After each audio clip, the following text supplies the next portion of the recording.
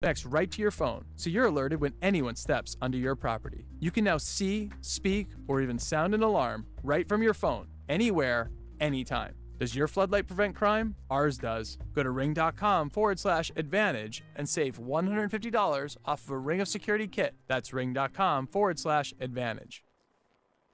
You're listening to KSCO, serving Big Sur, Felton, and Carmel Valley Village.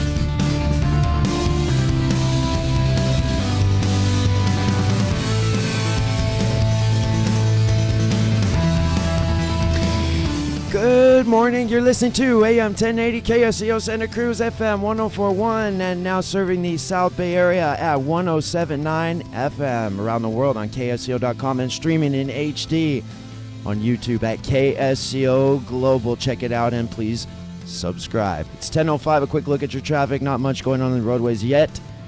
Live or dead animal, 945 at 17 Mile Drive on the 2000 block. Highway 117, 101, all still moving smooth on the Central Coast. A little bit of a back up there, northbound 1 at 41st. Beautiful sunny weekend. Highs in the mid-60s to mid-70s. Clear overnight with the low near 50 degrees. Boaters forecast includes a small craft advisory in effect through this evening.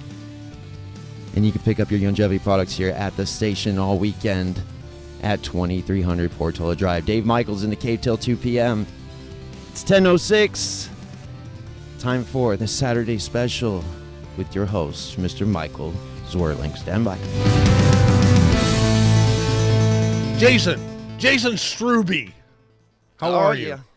Are you pretty good today? Loving life. Has anybody had the flu around here? No. You sure? Heck no. Okay, good. So, because last week I was at KSCO North, where there were no flu germs, for sure, because there are no other humans around but me. Uh-huh. So. And you didn't get the flu. I didn't get the flu. Oh, good. Thank God. Are we live video stream? Yes, we are. Hi. Does anybody watch us? 6 people maybe? Yeah, something like that. How can we? What can we do to have 6,000 or 600,000 or 6 million people watching it? I know what we could do. Put out good program. Have a good program for a change, right? Yeah, that would be good. What a concept. Yeah, good start. Do you think we have a surprise for you today? It's going to be a good show. Surprise. Yeah, that's from an old high school radio show that I did. Somebody did call and request that you would keep the coughing to a minimum today and throat clearing. Okay, even if I shut off the mic? Yeah, I guess. It's up to you. That was one of the longest throat clears I've ever done. And the audience wasn't subjected to even a microsecond of it. Huh. We never would have known. See? But being the honest person I am, I decided to reveal that. Okay, we are going to have a barn burner show today. The truth is going to come out about sanctuary cities. What they are, why we have them, and how to solve the problem if you think it's a problem. And I think it's a huge problem. I'm very disturbed by the whole sanctuary city thing. And we have as our sole guest today, the return of Boring Jeff. Pretty cool, huh? So let's start the program officially here. Good morning, a brighter day is here. Good morning, may we bring you cheer. We've got time, we've got tunes, we've got time, tunes, and temperature. Get up and go, it's today you know on KSCO Radio. We like having programs that are worthwhile. That people say, I'm happy I listened to that program. I got something out of it. I got some entertainment. I got some education. I got some humor, whatever. So here we are again on the Saturday special, ladies and gentlemen. So stay with us for the next 2 hours, okay? Good morning. Now stay right here on KSCO Radio.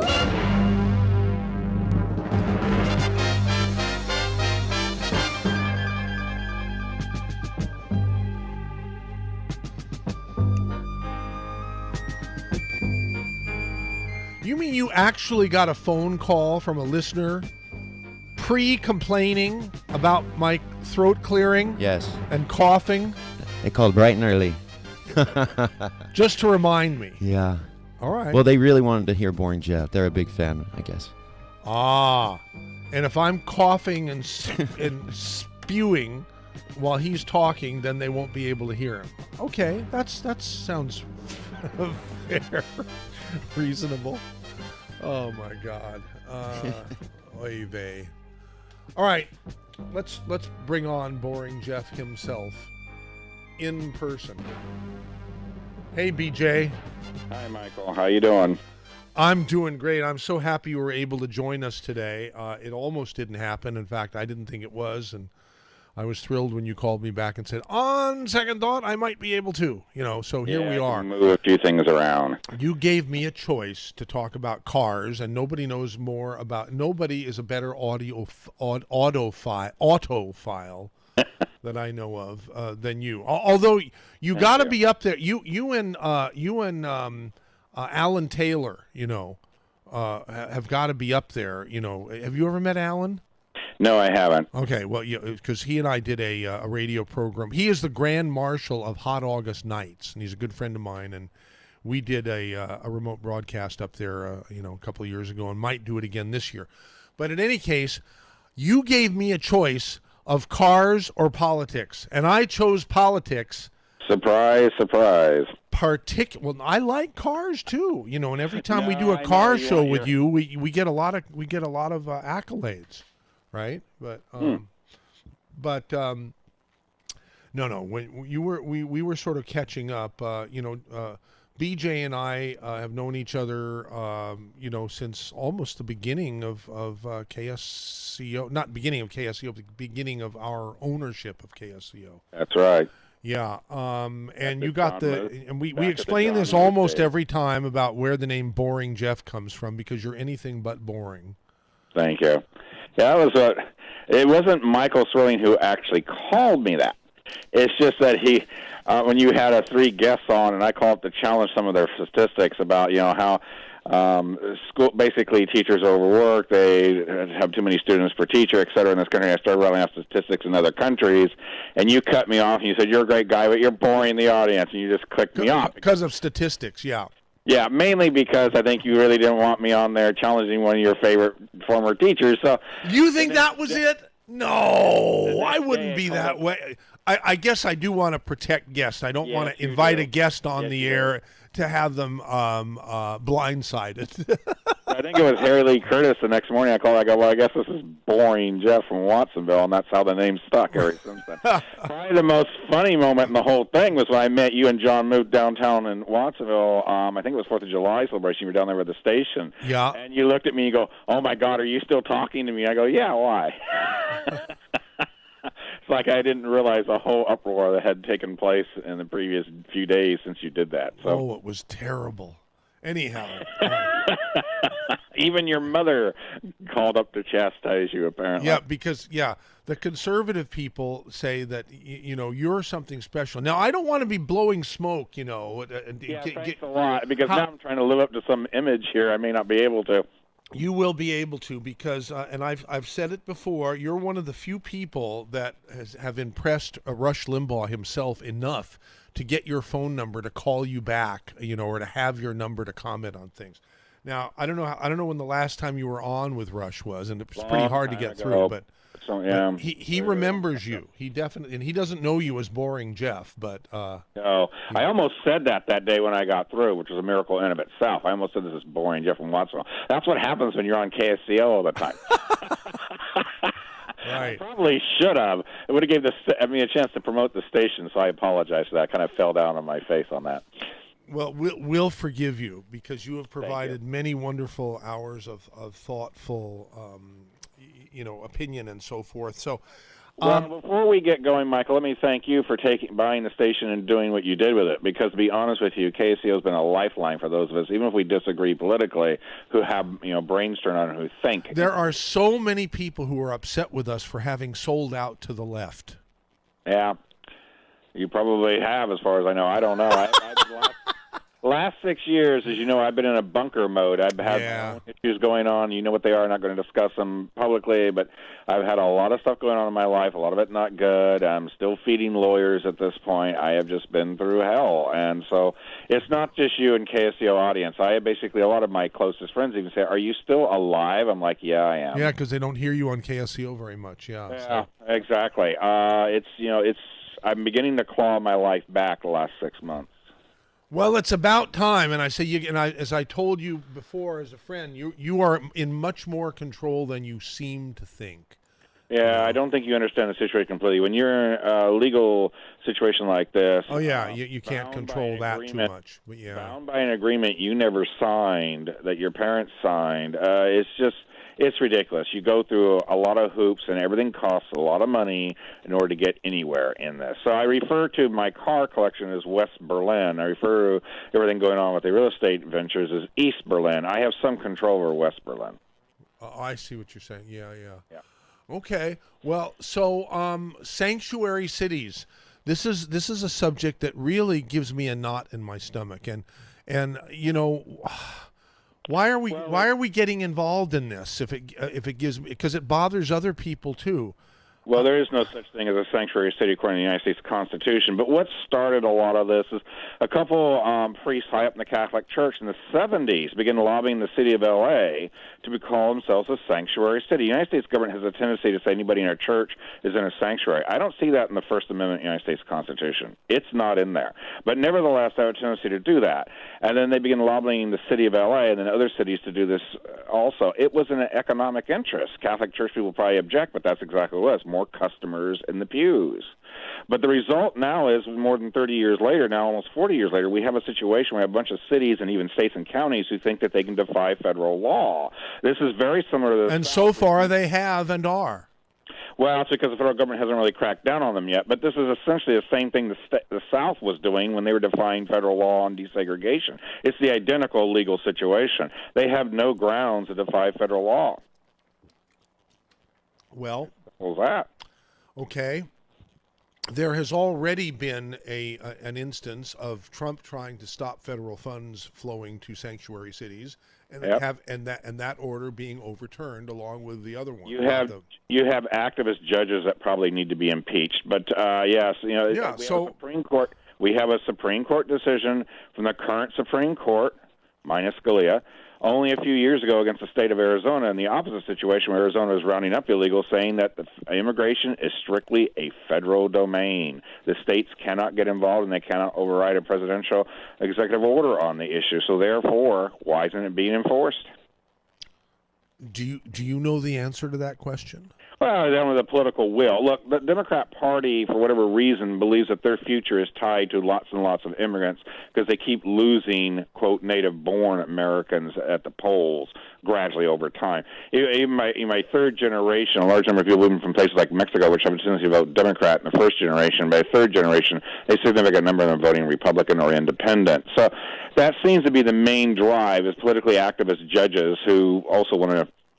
I think the secondary cause is, quite bluntly, they also want to destabilize and or basically what's the word I'm looking for? I would say de-energize and or depower, if you have such a term. There isn't such a term, but bring the power levels of the United States government down. They don't like the U.S. government, especially the current policy, so undermine the American government's authority. Can you imagine the government of China allowing this? No. I know. We all know the answer. So, yeah, the United States, and considering how law was enforced in the 50s and 60s versus now, it's pretty dramatic. But now, if the federal government wants to, they can do more than withhold funds. They can shut down the post office. That's federal, not state or county. They can shut down the ports. Ports are operate at the will of the federal government, the power and authority of the federal government. They can shut down the airports. He can do a lot more than cut off funding. In fact, for that matter, he can service the cities directly and just have the military in charge, which is what Eisenhower basically had to do with the South, and that's probably what Trump's going to have to do, send in the National Guard. Wow. Okay, what should be done, okay? You and I are on the same page that sanctuary cities should not be. No. They just should not be. I think the majority of the people who listen to KSCO believe that too. However, I certainly hope and believe and hope that people who disagree with that, who are very much in favor of sanctuary cities, who are listening, will call and engage in a discussion with us, and we will. Yeah, look, you want a solution? I think the neatest solution, the quickest solution to the whole problem is just lift the immunity laws. Okay, let's talk about that, because that could solve an awful lot of problems, huh? It does for a lot of things, not just illegal immigration. Right. Okay. So you're talking about immunity from being sued. Yes. Right now, a lot of these cities and counties in the state of California operate on the basis that you can't sue them over this policy. Why not? I've always objected to that anyway. I mean, how is that in line with the 14th Amendment? How come politicians can immune themselves from lawsuits where companies, corporations, and individuals cannot? That's a bunch of nonsense, in my opinion. However, in this case, you have people breaking federal law. Well, if you're breaking federal law, the idea that you therefore can claim immunity from lawsuits under federal law is ridiculous. Therefore, lift the immunity laws and make it back retroactive, say 5 years, or in case of the city of L.A., a couple decades. Let anybody who is a victim of an illegal immigrant in any crime sue the city just like they can the tobacco industry or any corporation. Let them sue on the same grounds. I'll bet a lot of people are not aware that things are the way they are now, where you can't sue for, No, they're not, and it shouldn't be that way. It's ridiculous. I mean, I've always, like I said, regardless of this issue, I've always felt that is outrageous. It's like when they passed Obamacare, they exempted themselves from it. Oh, no, I think the government should go on it. Especially those who voted for it. My attitude is I tell everybody, regardless where you are politically, your antenna should go up tenfold when they start exempting themselves from a law. Yeah, exactly. And so it continues. And it will continue to continue. How do you change Eventually, though, the courts will slowly but steadily go through this. But yeah, you can't codify integrity, can you? No. Wouldn't that be nice? But you can pass laws that make certain behavior illegal and or have consequences, and then enforce them instead of not enforce That's them. the main thing. The federal government hasn't enforced. The rich and powerful in this country, which, Michael, you're a part of, even though you're probably not in this cabal, have wanted cheap labor for decades. And this boils down to what illegal immigration is a new form of slave labor. That's what it is. Nobody wants to say it. That's what it is. They want cheap labor and the middle class be damned. That's the attitude. So the huge amount of money... Wait a minute, but you said I'm part of it. I take I take offense. Cabal, though. I didn't say you were part of this cabal. There's probably a significant number of wealthy people who don't agree with this, but a huge amount really don't care as long as they get their cheap labor. Why do you think so much money flowed into the Clinton campaign? Trump probably would have got a lot of this money too, but even the Koch brothers refused to give him much money over this issue. Why? They want cheap labor. They don't care if the middle class goes to hell in a handbasket. And nobody in the middle class should be in favor of illegal immigration or even immigration in general because it undermines our ability to get ahead in life. Is there anybody listening to this broadcast who considers him or herself middle class who is in favor of illegal immigration? If so, please call 479-1080. It would be a wonderful discussion. 479-1080. That's an area code 831. Yeah, It's very important, Michael, we understand something here. It is in the economic interest of the Catholic Church, which is tax exempt, to have illegal immigration. It is in the economic interest of a lot of these big companies and ag businesses to have illegal immigration. It is not in the economic interest of the middle-class American citizen.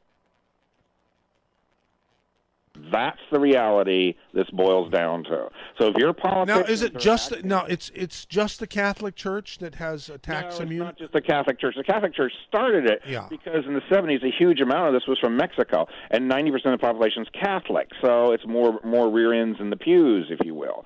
But it's basically... More rear ends in the pews. I'm trying to be as polite as possible here.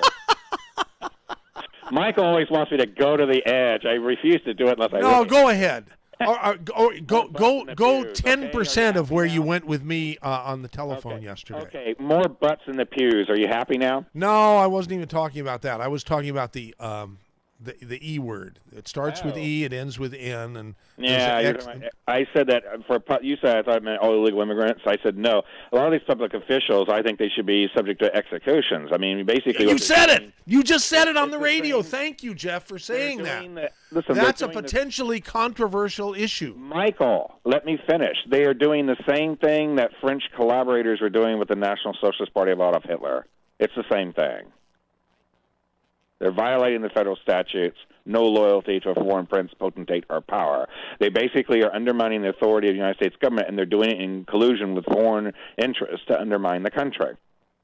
So, yeah, but you're not going to get that through our system today. I know that. So, you know what? We'll do the symbolic. Put them on trial. If found guilty, strip them of their citizenship and deport them. Declare them persona non grata.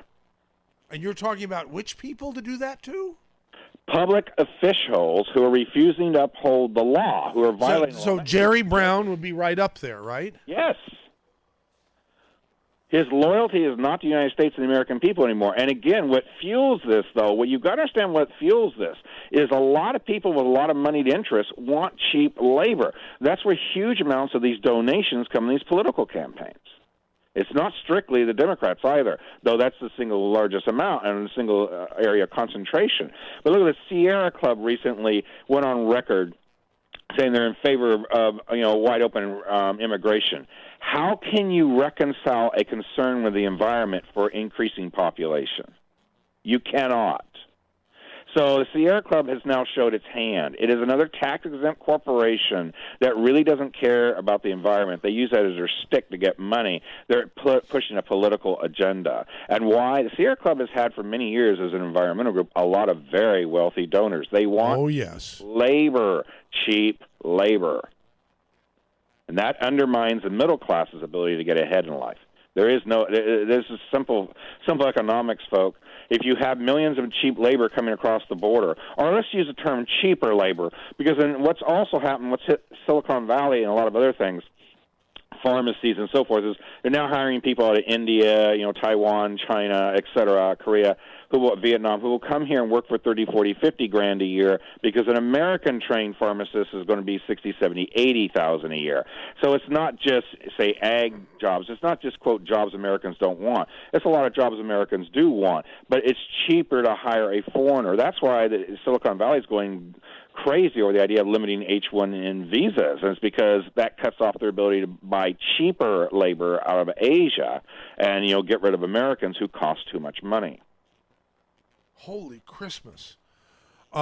Jeff. It's all economic. It's just, they want cheaper labor, and the middle class needs to really understand. I think they kind of do, but they really need to get the message. Isn't that sort of becoming a moot point now, this cheap labor thing with the rise of robotics?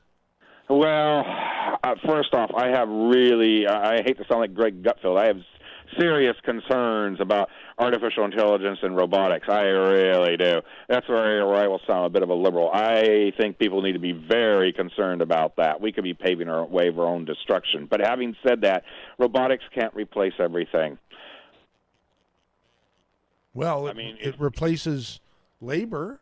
It does replace a lot of stuff. I mean, we now know that even in China, a lot of cars are being built with robotics.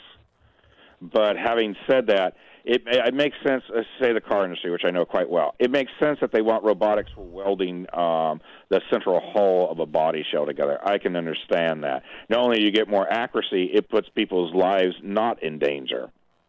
Who cares? This sounds terrible, but who cares if a robot welds itself? But when it comes to replacing everything on the line, whether it's automotive or any other industry with robotics, what are people going to do with their lives? Wait a minute. You just said something that you said would be terrible. Who cares if a robot welds itself? I said it's terrible, but who cares? In other words, It's if a not robot- terrible. You're right. Who does care? They don't, because it's a machine. Right. I actually get somewhat sentimental over machines, so I'm a little bit of a nutcase. But the average person doesn't. I know. Look, I bought a couple of cars. I felt sorry for them. I tell people all the time, stray cats, lost of dogs, and unloved cars usually end up at my house. Yes. But yeah, including a cat who's making noise today. I hear the kid. I hear pussy making the noise. Yeah, Tiger Lily. 4 or 5 months ago, I'm driving home 10:30 at night, and on the road is this 3.5-pound kitten walking along the white line. I got out and I said, "What are you doing out here?" And she tried to cry and couldn't. Ran up to me and buried her head in my sleeve. And I said, all right. So I called the SPCA, which I could donate money to. No, nobody's lost a cat. I didn't put flyers up because there are sick people out there who say, oh, yeah, I lost a cat. That's my cat. So I waited to see if anybody put flyers up. Nobody did. So I got her fixed, got her shots. I've been taking care of her, and she's melded with the others, though the one female cat does not like Wait her. a minute. Are you like Doris Day? You have lots and lots of No, I have kitties 4 and lots of cats. dogs on your property? I have 4 cats. I don't have any dogs. I mean, that's how I heard Doris Day, and that's a good thing. I mean, she's very passionate towards animals. I love Doris Day dearly, and she's right. And I do what I can to help, but I'm not going to become the crazy lady with 30 cats. I have 4 cats. I have no dogs.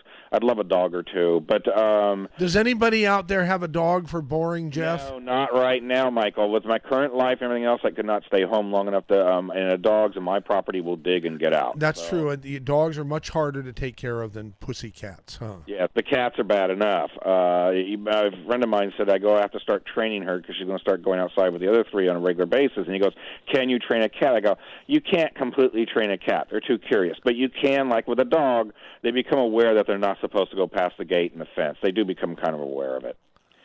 So much so that when I get home late at night, the one yellow tabby, he runs back inside like, uh-oh, I've been caught. It's pretty funny. But back to this issue. No, you've got to understand, and it's just like with the cat. It's economics. The reason why I don't have 30 cats is economics. I can't afford it. The reason why the middle class need to be concerned about illegal immigration and even legal immigration is it undermines our ability to climb economically. It's great for those on top. Yeah. That's why you have people like Senator Flake out of Arizona as a Republican, but he's fired up on this issue, right, like Lindsey Graham. He wants lots and lots of illegal immigrants. Why? The money interests that put him into power in Arizona want cheap labor. So he does not reflect the state of Arizona, but he keeps getting elected because of huge amounts of money that flow into his pocket. Whoa. Okay. Well, it sort of makes sense here that politicians who want to remain in power have figured out a way to do so, right? I mean, Yeah. So that's the reason they do it, not from compassion, just from a desire to maintain. Compassion is what they say in order to get to people's. Look, it's like any flim-flam salesman. Come on, Michael, aren't you worried about leaving your descendants with unpaid bills? Shouldn't you buy a very expensive life insurance policy today? They use scare tactics to sell you, huh? Because there's a reason why to have life insurance for people who have children. But what I'm getting at, in any of these situations as a salesman, I mean, one of my favorite commercials is Fisher's commercial where he says, I'd go to hell. He goes, I'd die and go to hell first before I'd sell you an annuity. I start busting up laughing. But he's right about that. It mainly is in the interest of the people selling the plan, not those who buying it. But the truth of the matter is, I've never understood how annuities are good. I mean, I know of some instances where it worked out well for the. It will for a few people, but in most people's interest, it's not in their interest. But because most people kick off too soon. Yeah, forget about the annuity for right now. I'm just using an example. When it comes to selling people things, it's usually based on emotion. 400 horsepower, Michael. 400. That's a lot. Yeah. Or 500 or what have you. What I'm getting at is whatever the item is they're selling, in this case they're selling cheap labor, they're going to work on compassion, they're going to work on emotion, they're going to work on logic. What are they going to do teleologically? We want a lot of cheap labor because you cost so much money. That's not going to sell too well to the public. Yeah, you can't. If they're honest about it, it won't work. They're not going to be honest about it because they know they've got a problem if they're honest about it. It's far easier to say, don't you care about those 80,000 children? Those poor 80,000 children, you're going to send them back to hell? You know, it looks like I was beginning to worry that everybody's agreeing with you, so there's no reason to call and take issue with you. I'm sure there's a lot of people who disagree with me. They're probably in shock, though, because a lot of people don't look at it from an economic standpoint. Well, okay, we do have one. We have Roger and Salinas, but we also have Alan Smith, who has emailed about sanctuary is the topic, is the subject line. What about states' rights? Federal law is the absolute power on immigration because it's immigration into the country. So there are no state rights is the answer to Alan's questions in this case. That's what the Supreme Court has ruled. Okay, there you have it, Alan Smith. I hope you got there's talk about getting a terse answer to your question here. So, in fact, the states' right issue was also the issue on this desegregation, and it was overturned back in the 60s on that as well. Roger in Salinas, you're on with Boring Jeff and MZ. Are you friends with Leon Panetta? Who? No, I don't know Leon. Well, he has a program there where he has these people in the news, and then they ask him questions, and he pontificates, and they play it over this radio station. I thought maybe there was a relationship. A relationship, what? Between Leon Panetta and you. Oh, and me personally? Well, the station. Okay. Well, here's the deal. I've known Leon. I wouldn't say. I mean, he knows me. I know him. I know his wife, Sylvia, and for the years, golly, it's been like 20 years now, or maybe even a little more, that he's been doing that the Panettas have been doing the Panetta Institute, which is under the auspices of California State University, Monterey Bay, and what they're about is doing the best to urge younger people to go into public. What do they call it? Public service? Not public service. It's public interest. I don't know what it is to get people to get involved in the system and make better government. Through participation by futures. He's pretty much invented the sanctuary city thing in California. Really? Sure. And he did it in Santa Cruz. That's the best part. Okay. Please be a little more specific, okay? Because you seem to know something that I don't.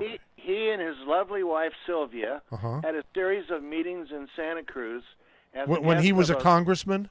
Yes. Okay. And when he was on the budget committee. Right. And he had meetings, and he was sponsored by the Marty Wormholt. Is that her name? Okay, yeah. And I've heard people on your Wormhout. station talk about her being extreme left-wing. Anyway, they had the meetings there, and they brought in a bunch of illegal immigrants that had been deported and other people that had complaints, and they were soliciting complaints. And they had the immigration people there, line immigration people that ran the office in Salinas, and they had to answer to these accusations made by these people that the Panettas brought over. And it got so bad that the district administrator up in Bay Area would come down to the meetings and hide in the back in plain clothes to see what was going on because they were worried about their budget. And then it got so bad they had to get on the phone the same day as the meeting and call back to Washington, D.C. And at the time, the chief administrator of the Border Patrol was a guy who used to own that hot dog chain, Der Wiener Schnitzel. He was the former CEO of Der Wiener Schnitzel, or he founded it. So they didn't really have any backing, and they were worried about losing their budget. So what they do, they cut the size of the immigration department in Salinas down to where it finally was nothing. They got rid of it, and that's what the rich growers wanted. They wanted cheap labor, and they didn't want the immigration people interfering with their little party. And there you have it. In Santa Cruz. Now, that gentleman there, who I can tell is real smart, he's agreeing with me, right? Yep. So the first sanctuary city case I know of was in the 70s in L.A., but you're right. What drives a lot of this initially was growers wanting cheap labor, but it has expanded beyond that. They wanted, you left out a word, it's called compliant cheap Yeah, labor. it's true. That's what That's they true. got. You're very right about that. Because a lot of these people from other countries don't know their rights either.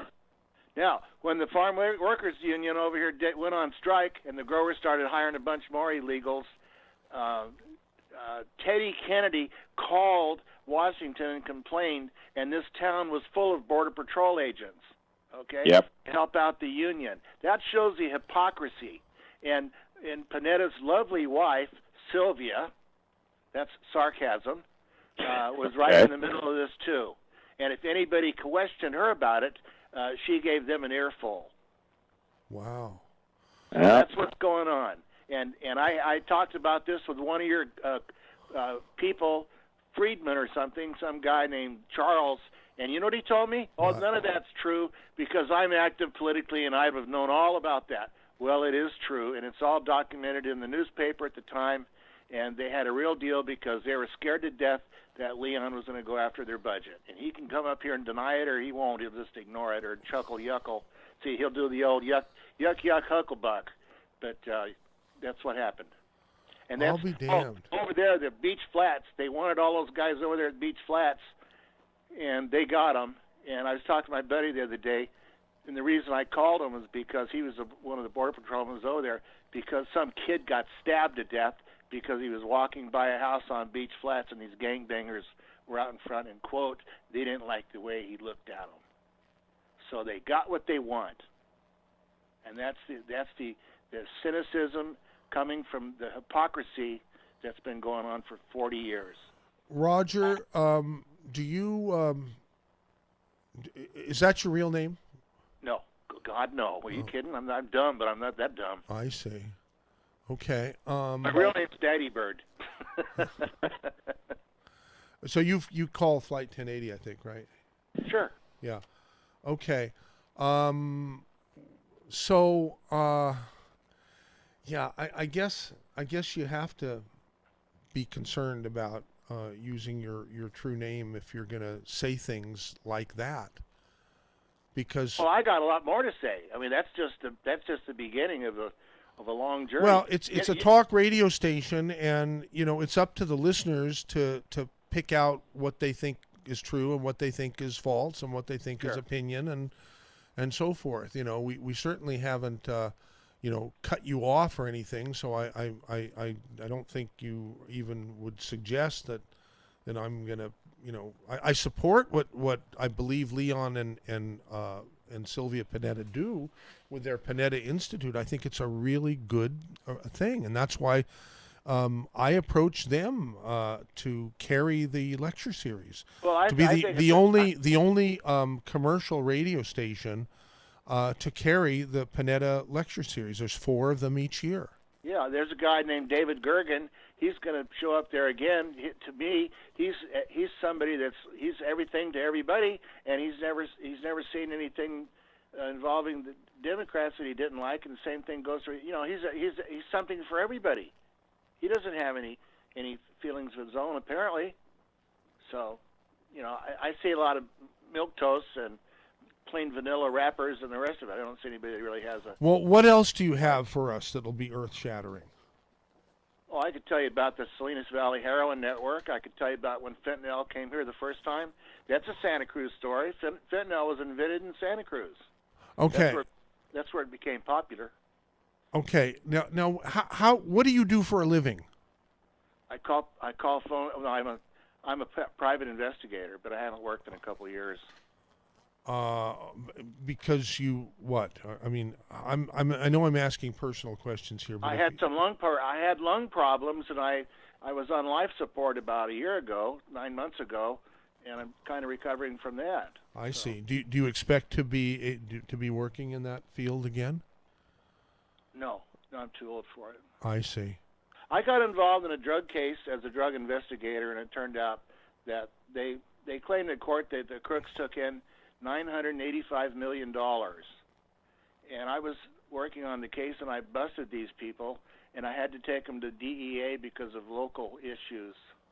because the crook guy named Perlowan sent $11 million down to Monterey County to, quote, take care of business, unquote, which I found out later was probably spread around some people who were supposed to be keeping an eye on the drug scene, but weren't.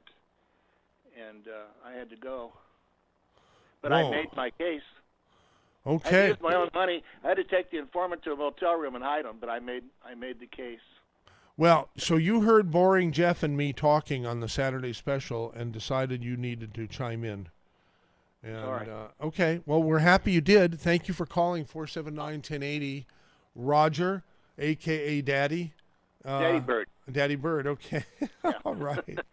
Take care. Appreciate your call. Okay. You're welcome. Thank you. That opens up a line, and we have quite a few other lines available at 479-1080. That's in area 831. You can also email mz@ksco.com. Our guest today is Boring Jeff, and the topic thus far has been sanctuary cities, and I guess it's not. Why do I call it a barn burner? I think it's a controversial subject, but maybe people have controversial. maybe people have just decided to accept it. You know, it is what it is, and I guess most of the politicians who want to retain their positions of power are going to be supporters of the sanctuary city concept. End of story.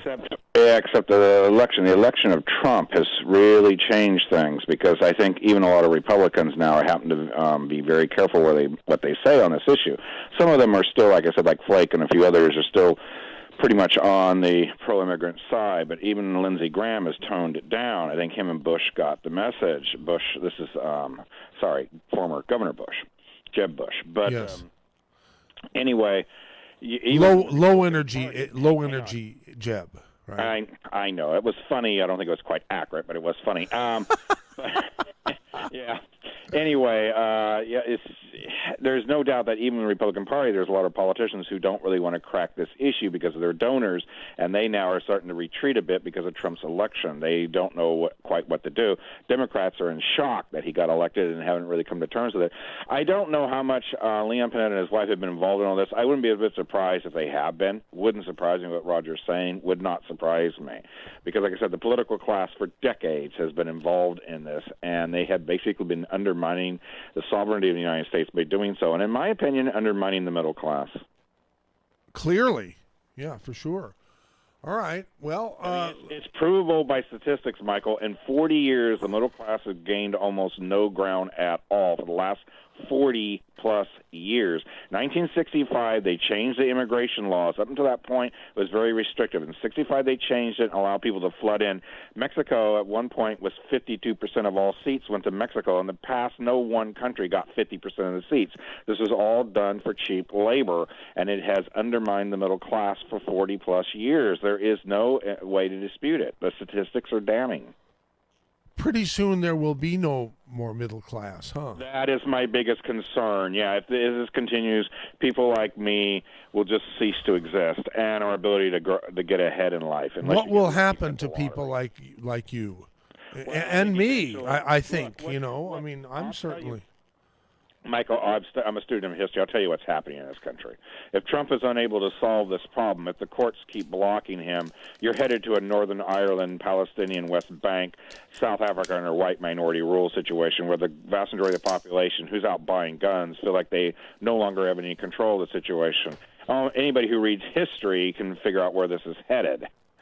So they better get it under control. God. I mean, by under control, I mean they better put a halt to illegal immigration, because what you've got, and probably if they don't, it's you have a civil war. Huh? You have a civil war eventually breaking out. Mau revolution, Tibet under China. Tibet was once a very peaceful country. Today, last 10 years, there's been lots of acts of violence. It gets almost no coverage in the press in this country, and it should. But Tibet is in a state of rebellion in certain parts of the territory. This was a once very peaceful country. People will put up with foreign domination for only so long. Eventually, they explode.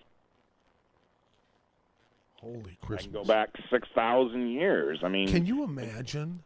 I mean, I can't fathom. I mean, Well, the American people have put up with a lot for so long. I think the politicians think that it's not likely to happen. But I'm watching gun sales take off. I don't own one myself, but I'm watching gun sales take off like a rocket ship for the last 6 to 8 years.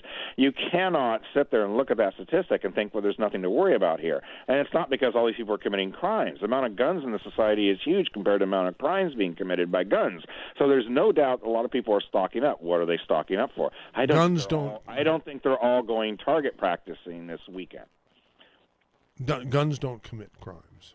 No, I know that. But what I'm getting at is if you look at the huge number, well over 100 million guns, there are 100 million crimes every year or every day. So there's no doubt that a huge chunk of the population buying guns are doing so because they're fed up with the way the government's going. And this is exactly what Thomas Jefferson, he wanted an armed population because that way they could confront an out-of-control government. May I ask you a personal question? Yes. Why don't you own a gun? I've just never felt the need to.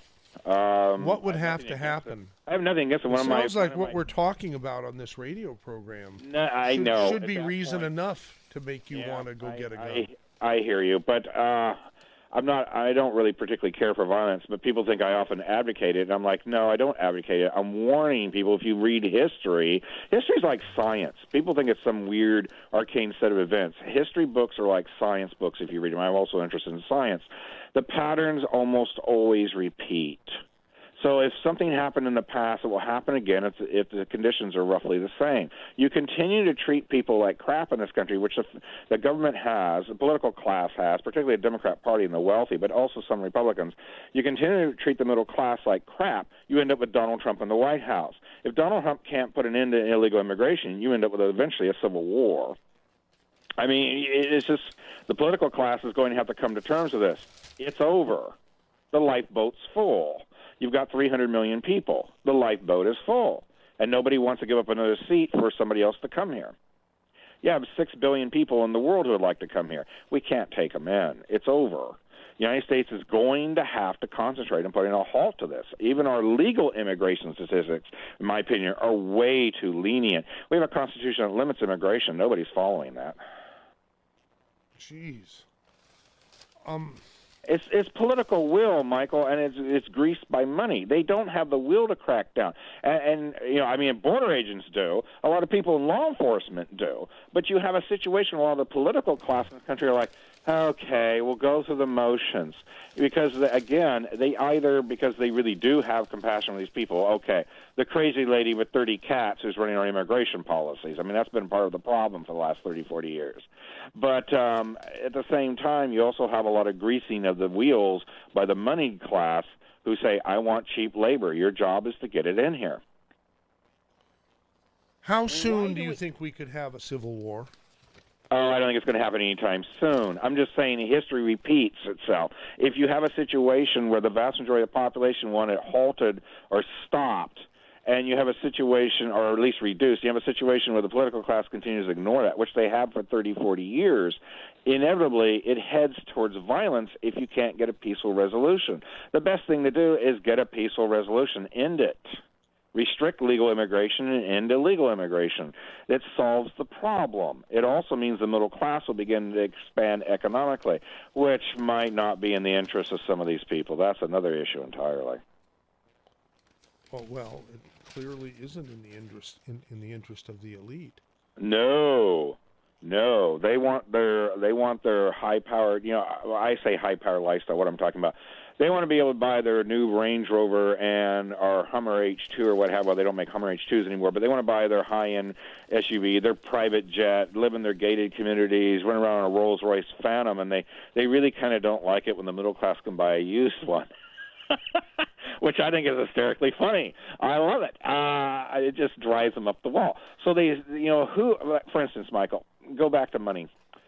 Who funds a lot of the environmental movements and their protests? It's the oil industry. That's because they feel so bad about what they're doing. No, it's because environmentalists get laws restricting oil drilling, which in turn drives the price of oil up. Come on, people, let's get to number 4. 2 plus 2 equals 4, not 5 or 3. The reason why there's huge donations flow into these politically left-wing organizations, they used to be referred to as useful idiots, is because they get all these laws passed that operates in the interest of the moneyed class and the political class. It does not operate in the interest of the middle class. You sound like a conspiracy theorist. It's not a conspiracy when it's happening in front of you. I mean, why do you think the Sierra Club would be in favor of unrestricted immigration if they truly want to save the environment?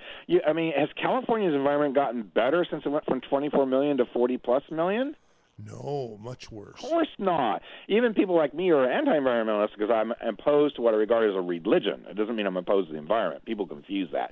Anyway, even people like me will sit there and tell you things have gotten dramatically Wait a minute. You're not a freedom of religion person? Of course you are. I think you have the right to freedom of religion, but I don't want it imposed on me. That's the difference. I don't care what your religion is. I just don't impose it on me.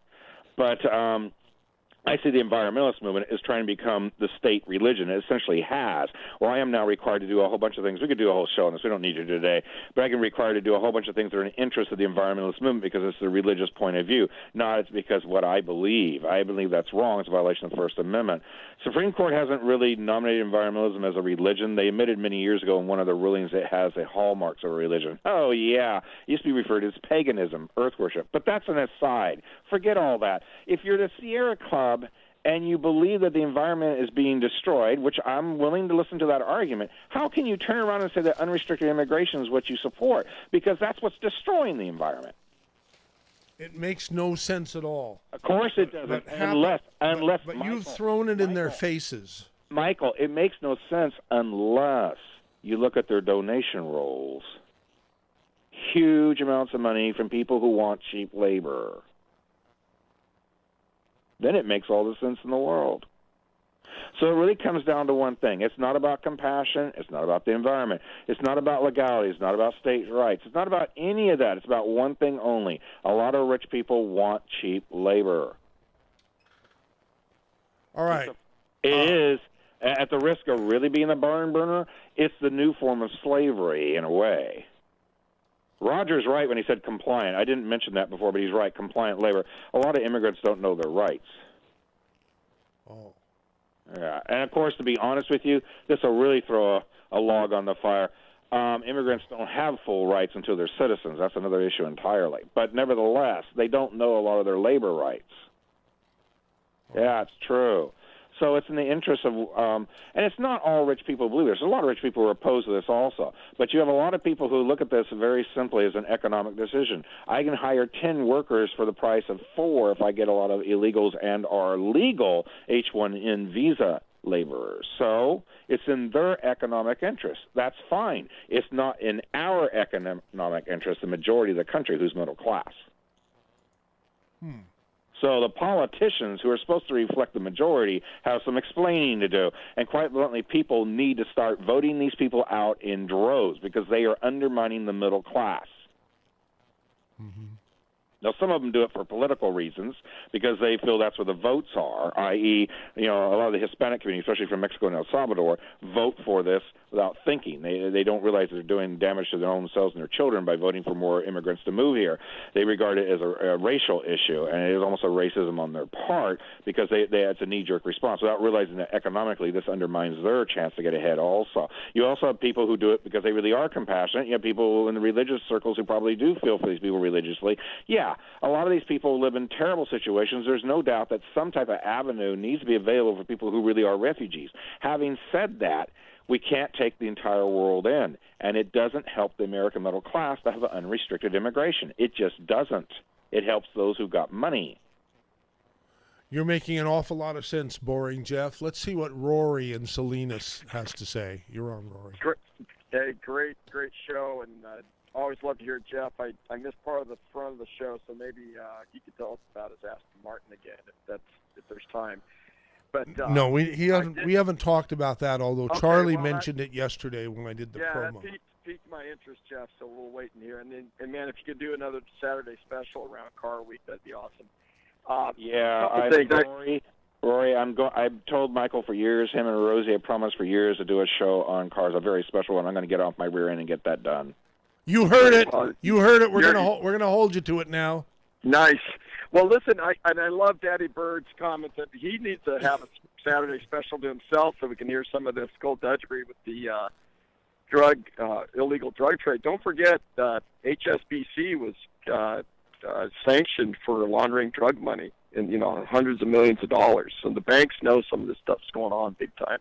But to drill down a little on the immigration issue, part of the problem that happened here in California and the Southwest is that after or during World War II, there was a manpower shortage on the farms.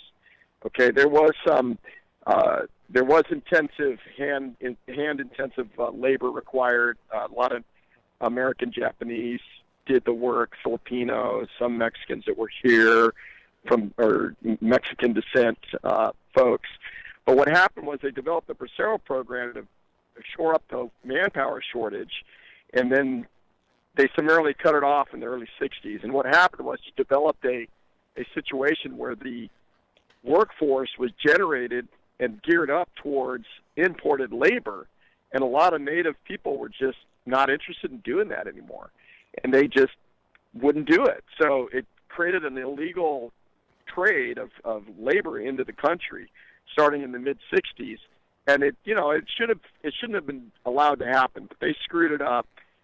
We do need to secure our borders. There's a lot of nefarious activity going on. We do need to find people that will work. These people that are working now in the berry deal, they're going to be, as soon as the volume comes up, they're going to be making well over $20 an hour, and it's a market-driven, incentivized program, and it's way above minimum. So they're not cheating anybody now. If that happened in the past, it happened, it's done, and they all know their rights under the law as far as labor law. It's all posted in the field. So I just want to make that point. Farmers are trying to survive. They're not, they make a living, but they're not getting ultra uber wealthy.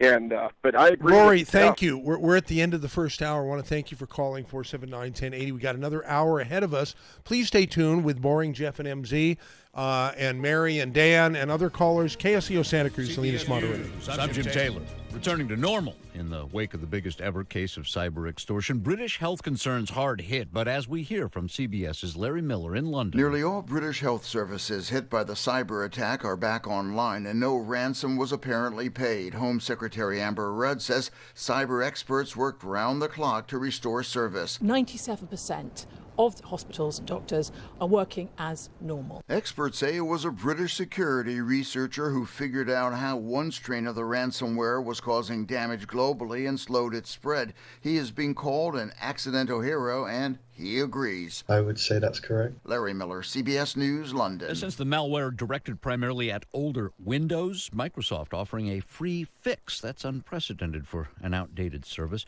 Who is going to succeed James Comey as the head of the FBI, and when will it happen? CBS News Justice Department reporter Paula Reed. Now, the president's challenge is that he needs to find a candidate who not only has the experience, but also doesn't raise concerns that he's trying to put a crony or an ally in that top job to replace James Comey. At this point, there's no timeline on how long this search process will take. Just today, the president saying the decision will come soon, perhaps before the end of the coming week. One thing that's becoming clear during the Trump presidency, he does not care for criticism.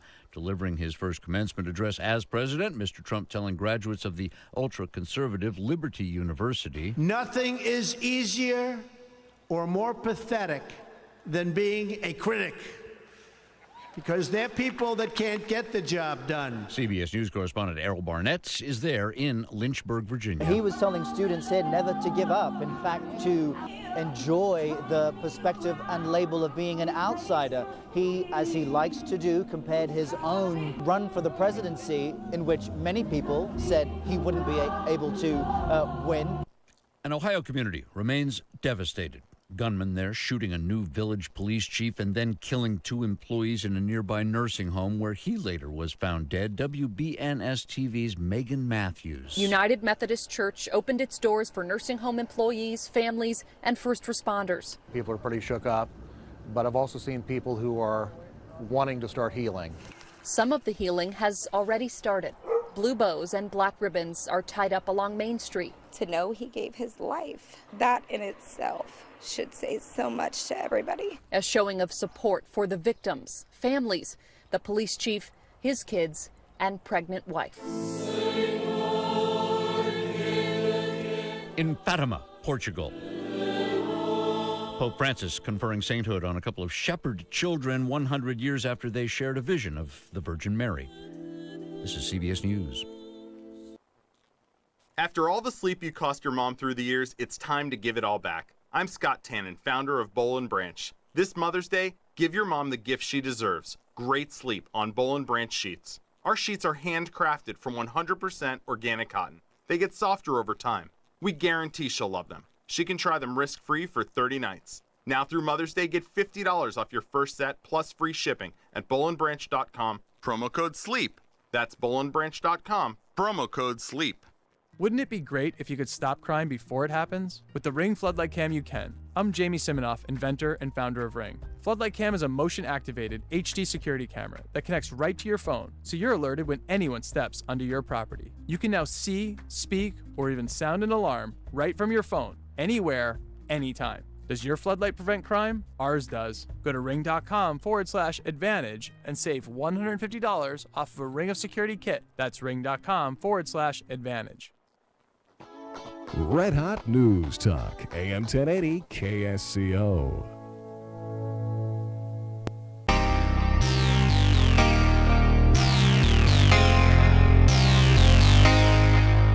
You're listening to KSCO, serving Moss Landing, Marina, and Piscines.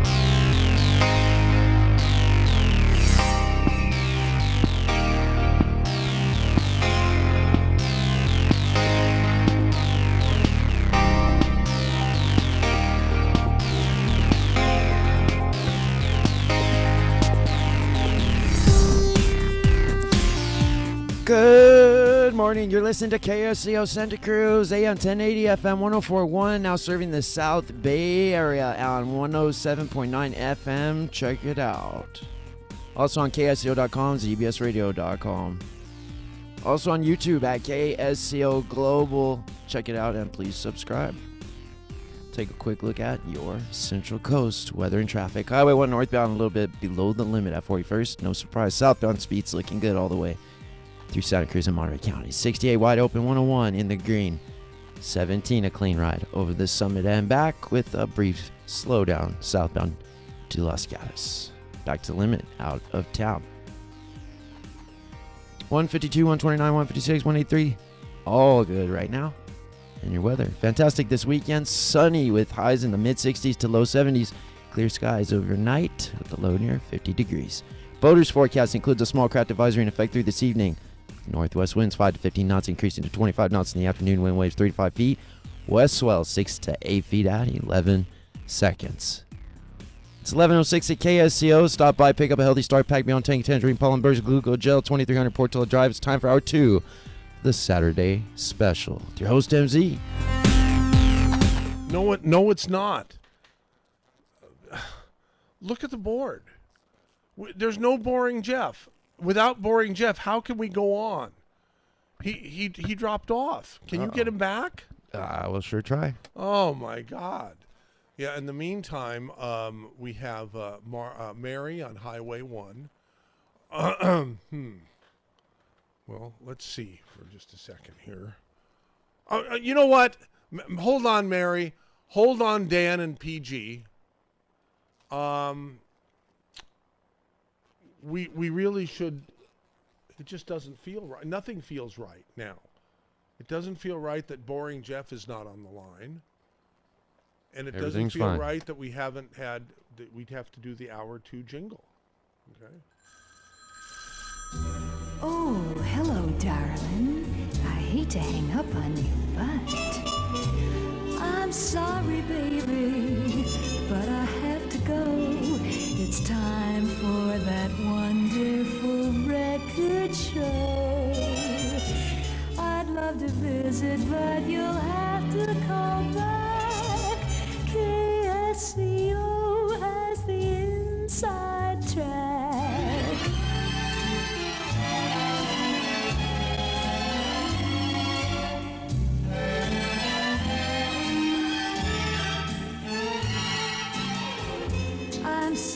baby, but I really gotta go to KSCO Radio. Bye. I decided not to talk over the music donut so that people could hear the beautiful music without having to listen to my voice. Okay, so we have BJ back on. Okay, good. Thank God. Yeah. What I kept happened, getting BJ? dropped off. I don't know. I kept getting dropped off. Every time they clicked me on the hold button, it would go click, click, click. Oh, no. Because every time you hear the 3 clicks, then, I'm like, oh, God. So. Because I pushed a button here so that you would hear what was going on, and then you were gone. Now that I could hear that. No, it was nowhere. It had nothing to do with the phone system. It was just for the monitor. At one point, though, somebody put me on some type of hold where I couldn't hear you and Jason talking, and that's when it began. So I don't something on the Okay, hold. I know. All I was doing was trying to get you to hear nothing. Hear the news instead of nothingness. Anyhow, we're back. You were trying to subject him to Bull and Yeah, I Branch. respond real quick to Rory. Yeah, I agree with almost everything he said. I would point out I never said the entire agricultural class. I didn't put the entire blame on the agriculture class. I said there are moneyed interests, including in agriculture, but other areas like the oil industry, the pharmaceutical business. There's a lot of moneyed interests. And it doesn't mean everybody in those businesses are in agreement with this, but there's a lot of moneyed interests who want cheap labor. They sure do. That's what I said. Now, who can argue with that? I sure It cuts across a lot of business lines. Right. Okay, now finally, let's put Mary on Highway 1. Mary, are you actually on Highway 1? You're not sitting on Highway 1, are you? I'm riding my horse next to Highway 1. Oh, that's nice. Is Horsey enjoying the program? Kinda. Oh. Kinda. Does Horsey have issues with Boring Jeff's characterizations of the reason?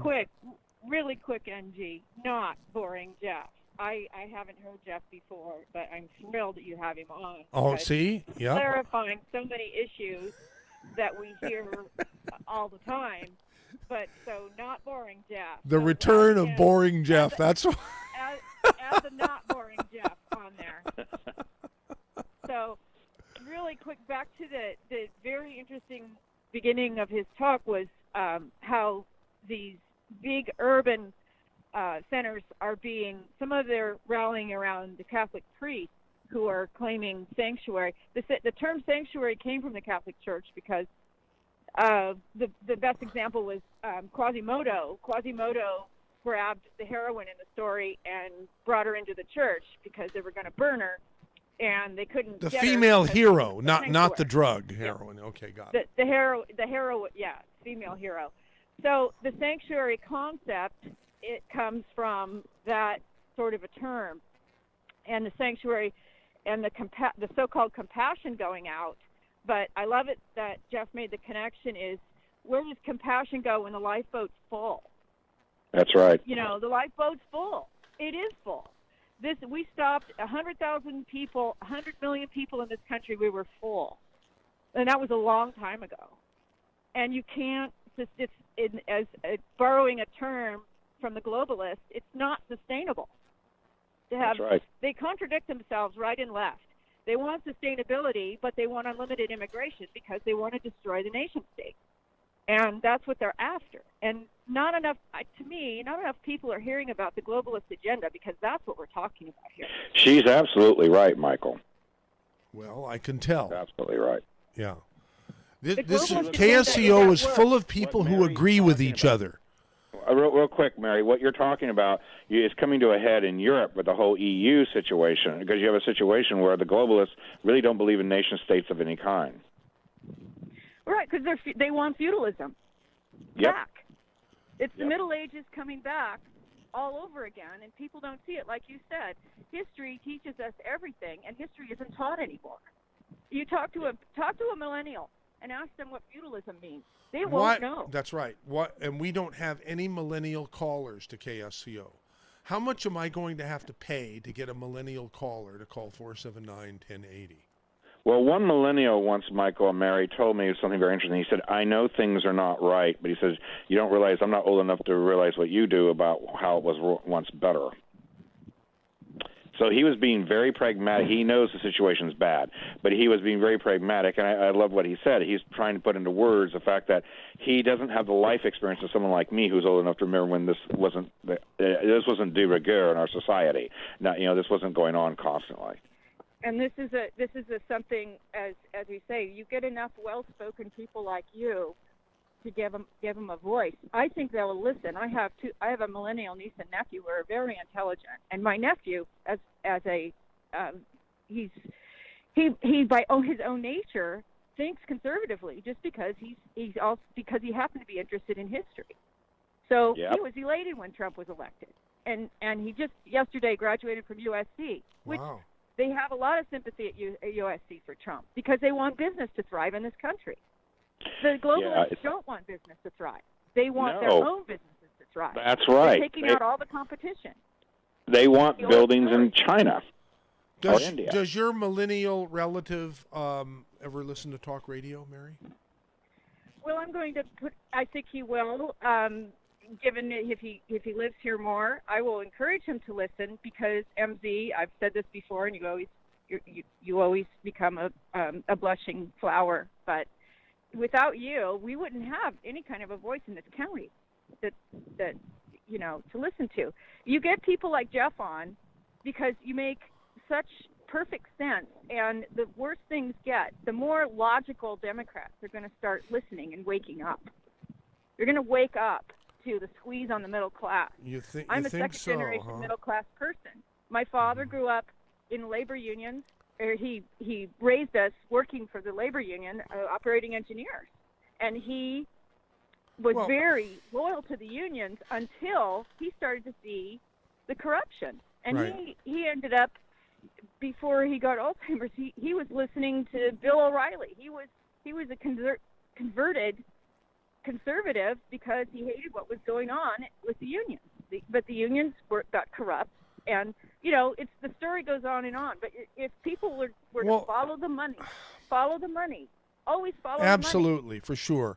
But it still bothers me, and thank you for the kind words again. That do make me blush a little bit. It's true. It still bothers me that when we have a discussion like this, people don't call in to take issue. Maybe it's because they're listening and they say, hey, this really does make sense. That's what I'd like to think.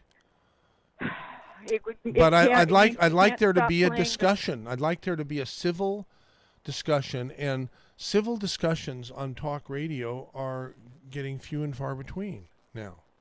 I think we just have to persist because, like you invited Carlos yesterday, keep inviting him because we're not going to get anywhere unless we kind of try and reach out a little bit. I did invite Carlos, yeah, and any time I tune in and hear something that's a little different, an alternative point of view than the typical conservative point, that's why they call us a conservative radio station, because most of the people who host shows on the station who are political are of that brand of political, right? Well, I guess I have to remember that. You have to remember the quote, if they go low, we have to go high. We have to keep the door open because he was just a hit and run guy. I said that. You hit and run. You slammed Charlie and hung up. You didn't let him come back with a retort. And I was so happy listening to us for the first time. I was in Fremont then, parked, and I was listening to our new FM signal at 107.9.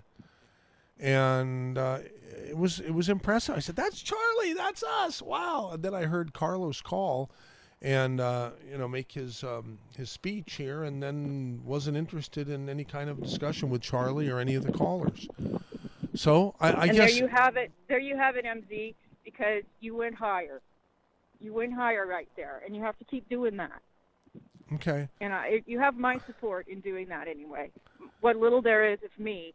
You have my full support. When you go higher, It's just where we have to stay. Anybody out there who disagrees with something they've heard on the Saturday special today, please call 479-1080 and Okay, I'm or gonna email make room me. for another caller. Yeah, or email mz@ksco.com. Hey, thank you very much, Mary, for calling. Have a good ride, Mary. 479-1080. Here comes Dan and PG. Dan, are you the Dan I owe the bet that I lost to?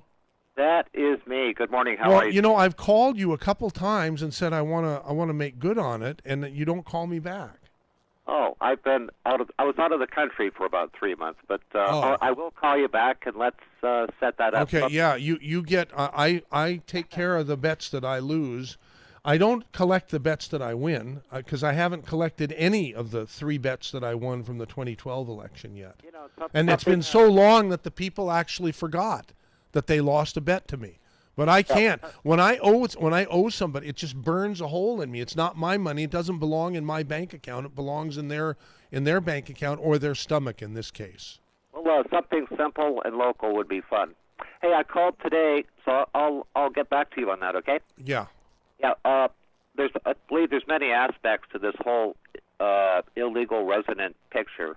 One could go on for quite a while looking at those aspects.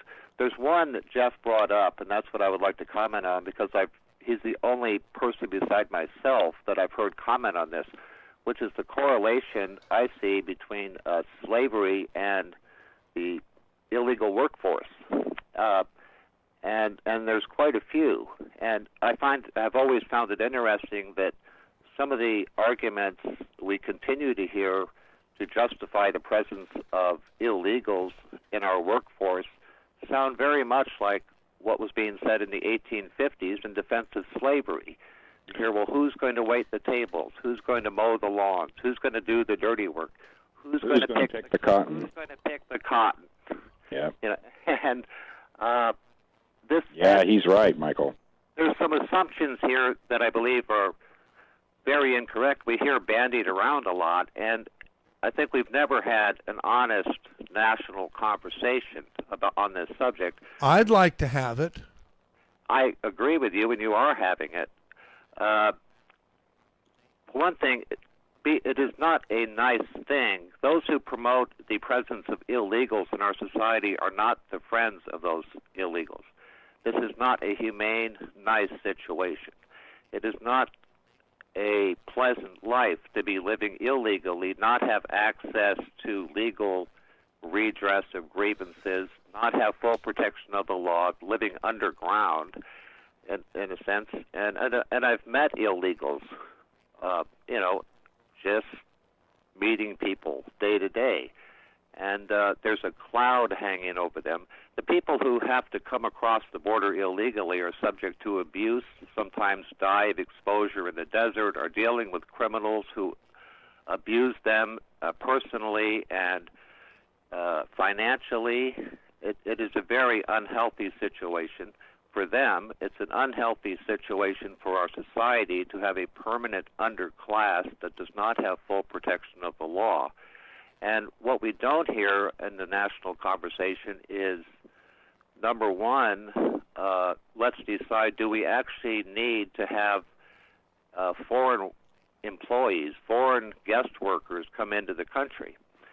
And if we do, let's have a visa program, such as the Bracero program, so people can come here legally, work, and go back home.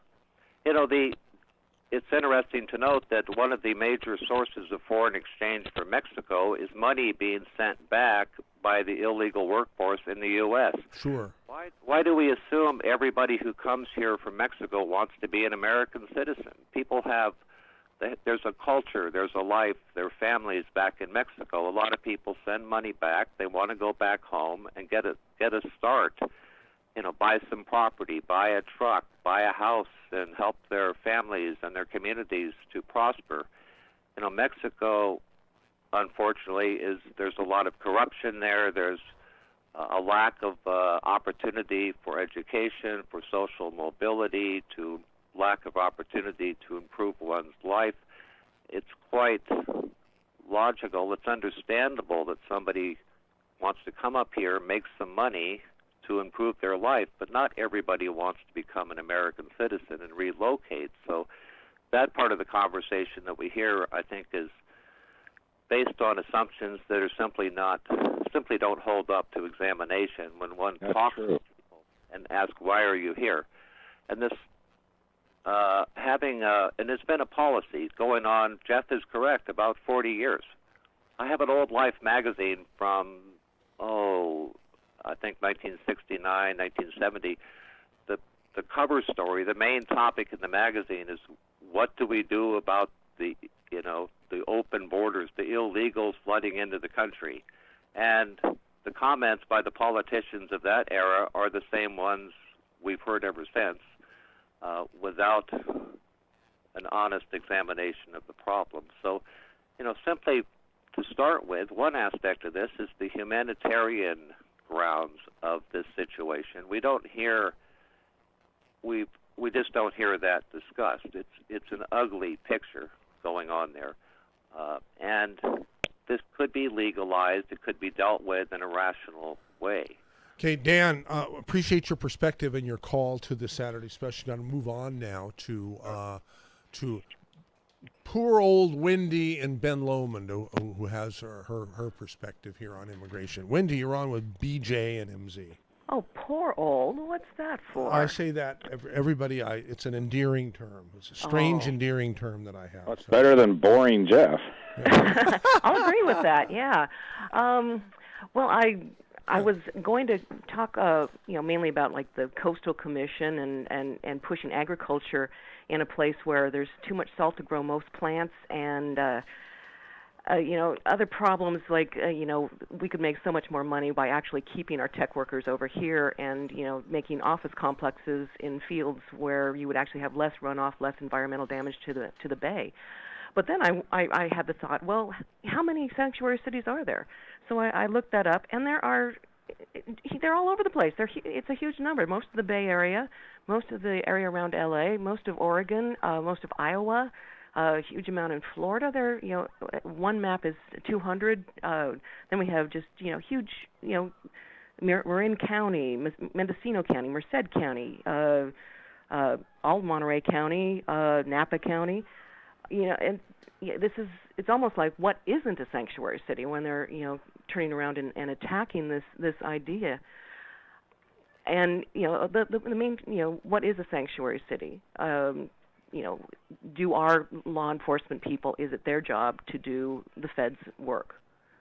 Do they have to find out if they take someone in, if they're legal or not? Do they have to go to that extra extra mile to determine this for the feds?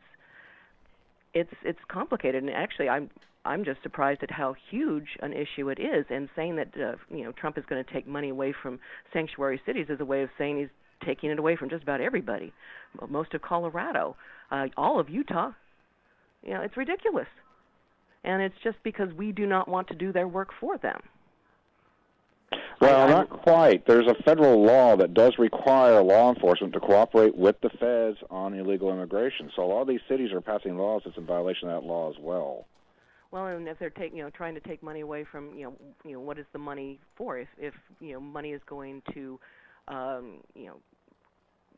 pay the man hours to research, the immigration status of everyone they take in for anything, and that is a lot of local money. But in most of these cases, sanctuary city would be not spending any money on it, and therefore federal government's argument is, you're not going to get any money. Supreme Court ruled in the 60s on education that if you take $1 in federal money, you have to meet federal requirements in all areas. So the federal government has the power to do this. Sanctuary cities, it varies from city to city. You're right about that. But the majority of them who are hard line on this, they just don't want any cooperation with the feds at all, and that's where they're going to get themselves into trouble because, technically speaking, they have to. Well, is it cooperation or demanding free man hours?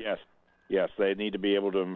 Their law enforcement officers need to be able to cooperate, which means they have full right to inform federal officials of an illegal detention. And by saying you can't do that, you're violating federal law. But do they know that they're illegal? And how much man hours is it to research that? I mean, we also have it as far as employers. Employment is they wouldn't be here if the employers would just use E-Verify. Well, I agree, but there are problems with E-Verify too, but nevertheless.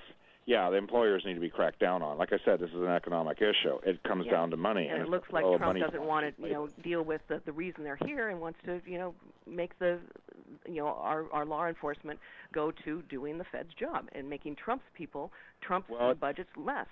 It's not necessarily doing the Fed's job. What it is that state and local, let's say sheriffs, deputies, et cetera, they come into contact with someone in their normal process and they know the person's here illegally, especially when they're being detained for a crime. Under federal law, they're supposed to either hold them for and inform ICE, or they're supposed to at least inform ICE that this has happened. What's going on with a lot of sanctuary cities is they're telling them point blank they cannot do that. That is a violation of federal law. And what Trump and the DOJ are going to have to do is start actually prosecuting public officials. Well, we're talking about a huge amount of Russian immigration. I mean, are you going to do that for every white person? Are you going to make sure that they're of their status of every person? Yeah. Okay, well, then that is a huge amount of money, and I think that Trump needs to realize, that if you want something done, you got to pay for it. Yep. Yep. I agree. Thank you, All right, Wendy and Ben Bye-bye. Lowman. And thank you, Jeff. Here's Mike in Capitola, who has a new angle on illegal immigrants. Go ahead, Mike. Yeah, you've heard it over, Bill O'Reilly, the Browning of America.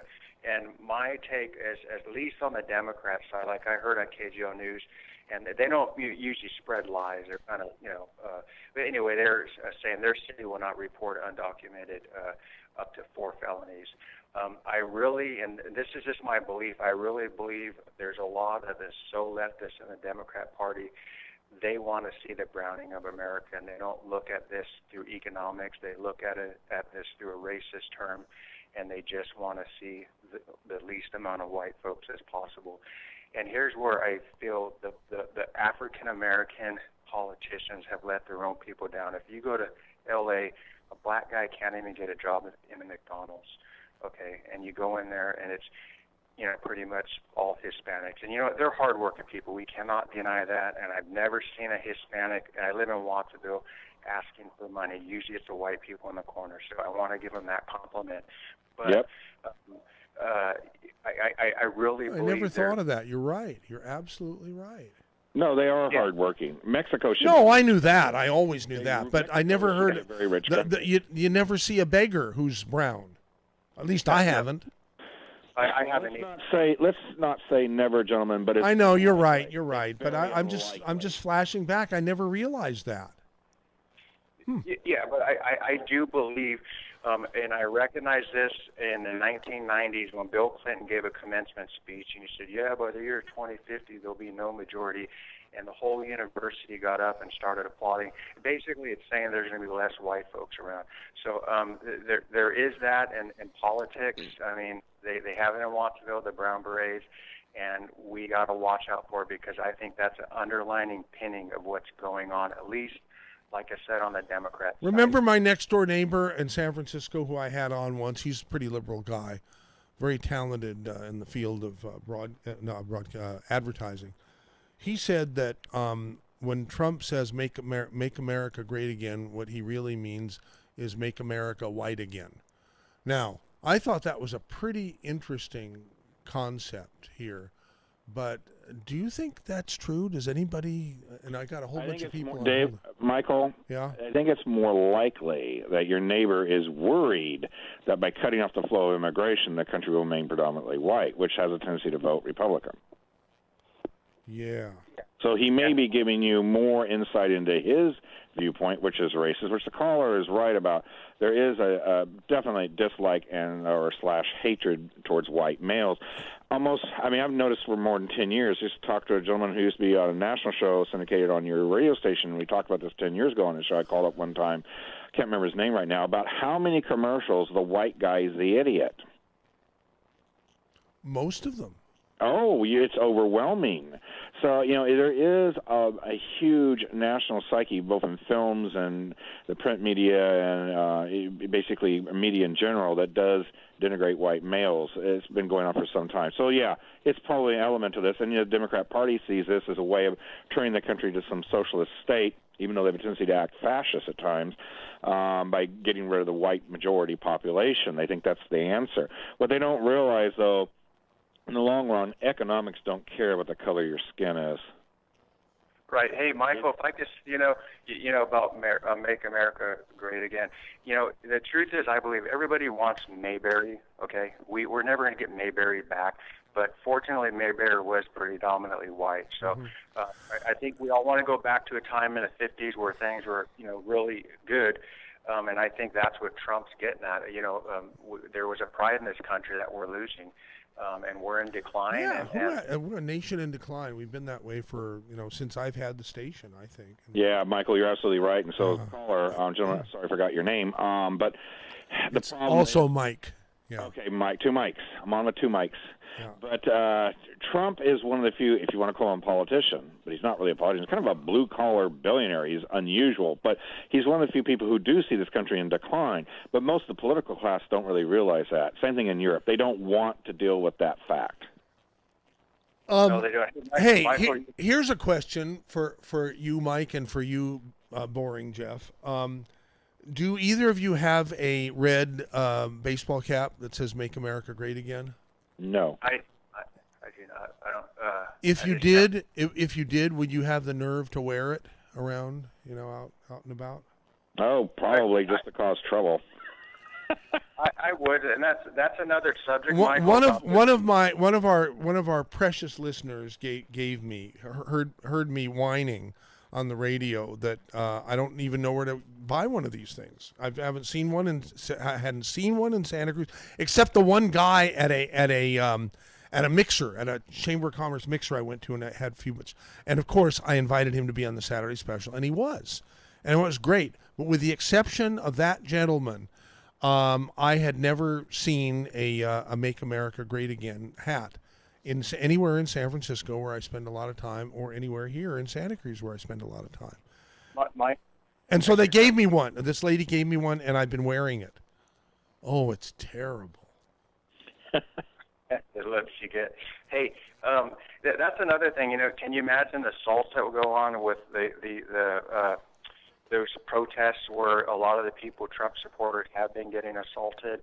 And I just, unfortunately, we're at a point where the conservatives have not really fought back yet, and I pray to God we don't have to. Did I tell you what one person said to me in San Francisco?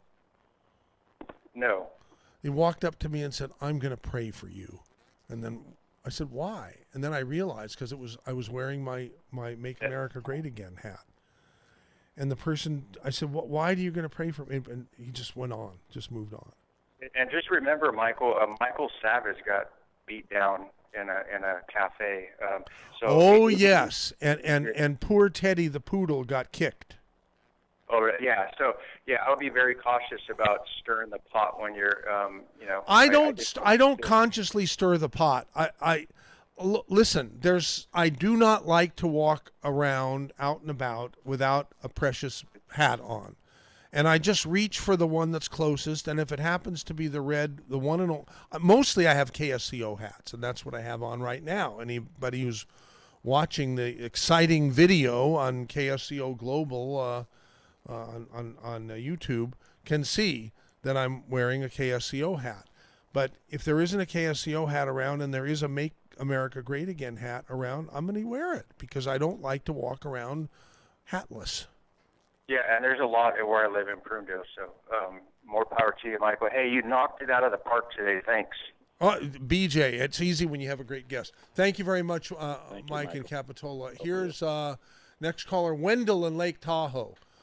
Governor Brown on KSCO, huh? Well, I was just thinking he was on years ago, and if you're buddies with Leon Panetta, either one of them.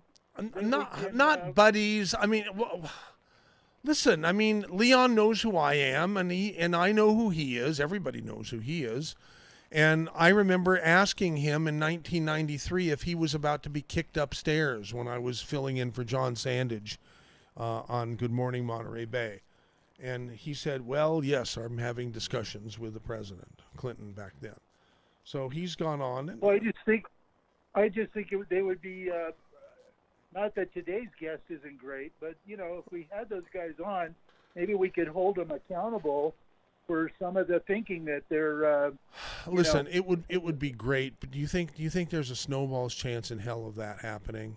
I think I asked Sylvia if she could arrange for me to have Leon on for an hour or so on KSCO, and she said he'll be happy to do 20 minutes with you on a pre-recorded thing. And at the time, I passed. I said, I want to have everything be on live talk radio, interactive. But maybe I should have said yes, and maybe I still could. Maybe I could ask some of these questions or some of the. I don't want to have people on the radio just to sandbag, just to embarrass them, or I don't. That's not my style. It's not my style. But you think that Jerry Brown would welcome the opportunity, huh? Because I know he does have a soft spot in his heart for KSCO. Well, I know that. He's been on your station in the past, years and years ago. Yeah, many times for years, for about a year and a half. Yeah. Every weeknight at 6 p.m. he did a commercial talk radio program before he went back to, not back, but he went on to Pacifica, where probably had more listeners than we had, or that his whole network of 30 commercial stations, of which we were probably the biggest, and certainly the station that had most of his advocates. So. Well, I do remember that, and my chance of being able to get through to him and ask him what he thinks about sanctuary cities and why he appears to seem to endorse them. If you had him on your program, I could hit him point blank and say, "Hey, what's the deal now? What's your thinking on this, and why do you support sanctuary cities?" And I'd love to get his take. I'd like to find out. Because, I've agreed with a lot of his thinking in the past, and I think he's done a wonderful job for the state of California overall. Uh-huh. So I just think it would be a good opportunity. Are you against the concept of sanctuary cities, Wendell? I am, yes, because I'll tell you why. I think the whole solution to this situation with the immigrants is, I think what we should do is just trade countries, We've got most of Mexico here anyway. Let them have the country, and we'll take over Mexico. And if we did that, we've got fertile soil, we've got a beautiful country. We could redo the whole thing down there, and they could just have America. Why not? Well, what do you think, BJ? It's the first time I've heard that advanced. I've actually heard that from time to time, but most of the population of Mexico is not actually here. And if we turn Mexico into an economic juggernaut and the United States went in decline, the population would want to revert and come back. Look, Mexico should be a rich country. What you hear about the rich in this country, which from the left, is actually true about Mexico. You got 5% of the population down there controlling 90% of the wealth. It is outrageous. They have kept the bulk of their population dumb and uneducated for decades. Purposely. It's true, but why make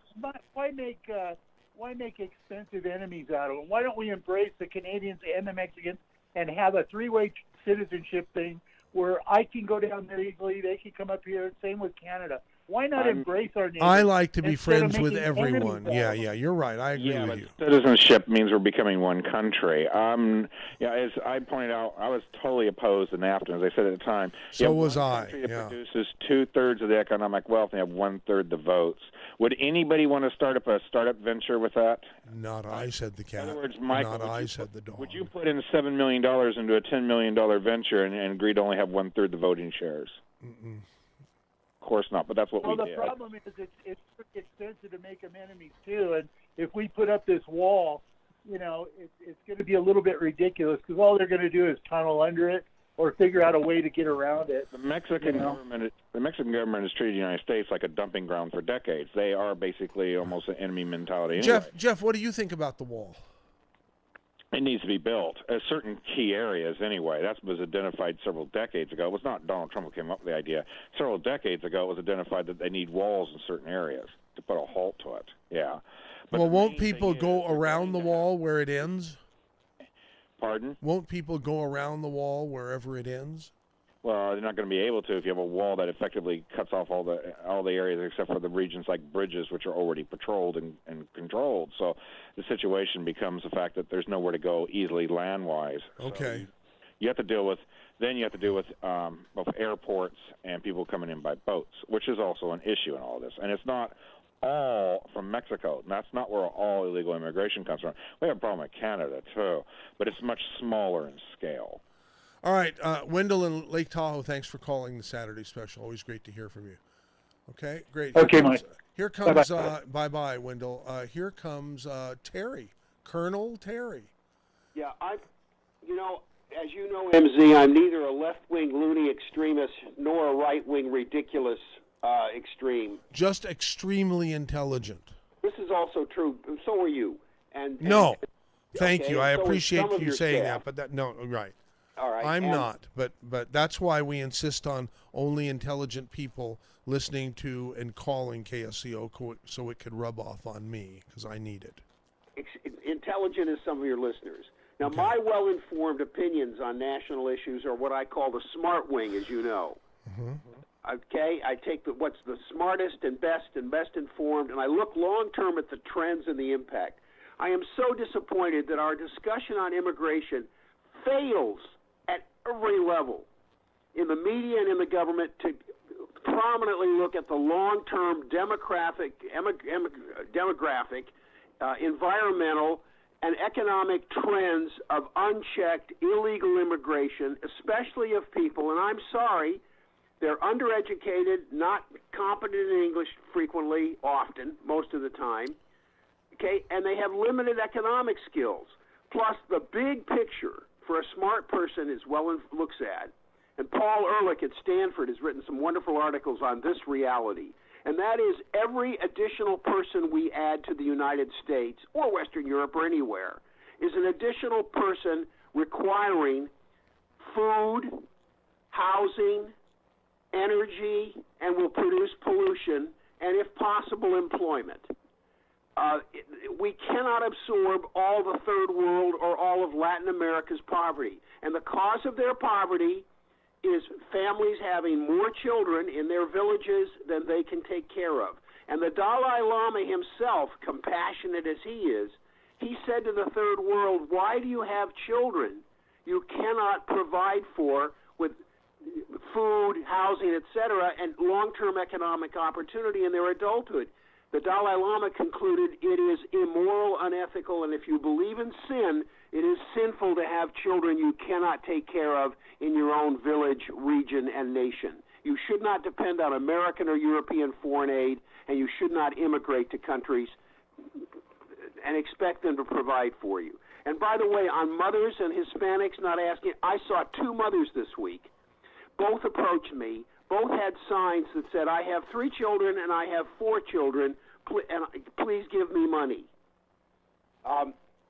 Again, it's just appalling to me that we're not respecting the wisdom that Ann Coulter's book, Adios America, How the Left Wing Will Convert the United States into a Third World Hellhole. Ann Coulter's book, Adios America. Absolutely Google it and get a copy. All the facts are there. And I'm sorry, if we tolerate the increased immigration and we tolerate foreign aid to countries that will not control their populations or provide for pregnancy prevention, then we're being stupid for the planet and stupid for our own future. Well, how can I thank you for saying that on the Saturday special? My last point is sanctuary city stupidity. As the crimes committed, again, enough is said. I may leave California if it becomes a sanctuary state, not because I'm not liberal and progressive on a lot of things and I'm simpatico with those people, but because we got a state government that is freaking stupid. I would agree with everything you're saying, except for one thing. They're not stupid. They're acting in the economic interest of those who donate money to their campaigns. Why would those who donate to them want the problems that Ann Coulter describes in her books, the trends I've referenced? A lot of people, rank and file, donate to them, do not. But the wealthy are powerful. Not all rich and powerful, again, but a lot of wealthy interests, let's put it that way, want cheap labor. I can't. Again, I'm astonished. There's that many that would control the Democratic Party. You sure it's not bleeding heart? Be surprised how many businesses, anything from small shops to ag business to, like I said, Silicon Valley is going gaga over the idea that the H1N curtailed. Does anybody want to hear from a proud Californian living in Oklahoma? Yes. Okay. Larry O'Neill emails, Michael, by the way, it would be a sad thing if California would secede from the Union. But just think about it. The rest of us would love to lose those 55 electoral votes. Oh, yeah. Donald Trump would have won bigger league, including the popular vote. Oh, yeah. Anyhow, that's from Larry. Well, I want to add before I go, I have Hispanic friends whose family goes back 5 generations in California and 2 generations in California and who are legal. And they don't want another additional illegal immigrant, Hispanic, Chinese, or anything else. Yeah, you need to stay here. Don't leave the state and fight. Even we may disagree on certain political stuff, this needs to be resolved. What we have become is an enabler for Mexico's ruling class to continue to run the country the way they do. The former mayor of Mexico City at one point had a life-size, full-scale replica of the Kentucky Derby on his estate. Oh, my gosh. Well, all right, Colonel Terry, we got to move on because everybody, I promise people if you're on hold now, stay there. We will get you on the air before the end of the program, which is only 12 and a half minutes from now. So thank you, Terry. Okay, here's, who is this? Pat. Pat in Santa Cruz. Hi, Pat. Hey there. Colonel Terry just said what I've been saying for many years before you basically told me to, stop bugging you about it. So I did. Oh, about Terry just, population? Yeah. Terry just hit all the points that I'd been hitting for years, and when you'd had enough If I of it. told you at that point, because one-trick ponies, sort of bug me. It's true. But I apologize for doing that. But yes, you're passionate about that, okay? And I haven't because he's largely right on that issue. Yes, okay. Well, so Thanks, Jeff. Apology made. By the way, I didn't but I haven't heard it accepted yet. I did not just talk about that. I want to make that point. It seemed like that because that was my primary point. But I talked about everything from baseball to motorcycles, and that never got registered. But the point I'd like to make right now is Terry attends this Monday evening. At least he did on a regular basis this Monday evening thing called Penny University. And I don't know if you know what that is, but a lot of retired UC professors and just a wide variety of mostly liberal people get together and conservatives are not permitted, correct? What'd you say? Conservatives are not permitted to attend Penny University, or is that false? Well, I sort of was told not to let the door hit me in the ass on my way out because this homeless advocate started attacking me. She said she was going to make it brief, and she rambled on for 10 minutes, repeating the same points over and over, and she was allowed to do that, and I didn't try to interrupt her. And then when I went to respond, within 10 seconds, I was shouted down. And I basically, if Terry was still on the air with me, he would recognize exactly what I'm saying. Yeah. So anyway, I finally just told him, I really thought you guys respected free speech, but I'm seeing that that's not the case. And I bet they didn't. So like they told that me not one to let bit. the door not hit me in the butt on the way out, and that was that. Okay. So anyway, thanks for letting me have my say, and Okay. it's been a good show. Okay, population Pat, great to hear from you. It's been a while. I said take next, and someone just got disconnected. Yeah. Billy. But, Billy? Pat. Yeah. Have Billy call back. Maybe that's him right now. I'll pick it up here. Is that you? Yeah, okay. Dee Dee agrees with Jeff here while we're... Dee Dee, you're on the air. With Hi. Best part of the show is immunity. Is what? Make the politicians lift the immunity. Make the politicians accountable. Yes, that's the best part of the show. That's what we're all going to have to focus on in the future, because the politicians, they are what's between us and getting anything done. And they're police officers too, because the guys and gals that are on the front lines out there, they don't like this, but they're being told by the police chiefs, by the sheriffs, by the mayors, by the county city councils. They are told catch and release. They're still being told that. So we have a AG now who is sending memos instead of implied bias. He is now sending memos saying, what is your percentage? What has been your percentage of catch and release? What is your percentage of illegals in your jails, Lori Smith of Santa Clara County? So we need to, draw unity, and we need to start suing these people as citizens. That's my deal. Thank you, sir. How do we get to how do we change that? I mean, immunity laws. How do you do that, Jeff? Lift the immunity laws. How do you do it? Early on. You have to. The president can do it, because these. Can that be a president, an executive order that will be reversed by a liberal judge? Quite possibly. He needs to go through the DOJ though, but it's quite possibly, because you have various anything from a community, city, county, state in violation of federal law. Therefore, their ability to use federal shield laws against lawsuits should be taken away immediately. Let them get sued. Okay. Yeah. All right. Thanks, Dee Dee. Appreciate your call. Here's Billy Sunshine, who got dropped, but you're picked up now, Billy. Go ahead. Thank you, MC. I wanted to look at this phrase, make America great again. I have a hat that says make America gracious again. Uh-huh. And,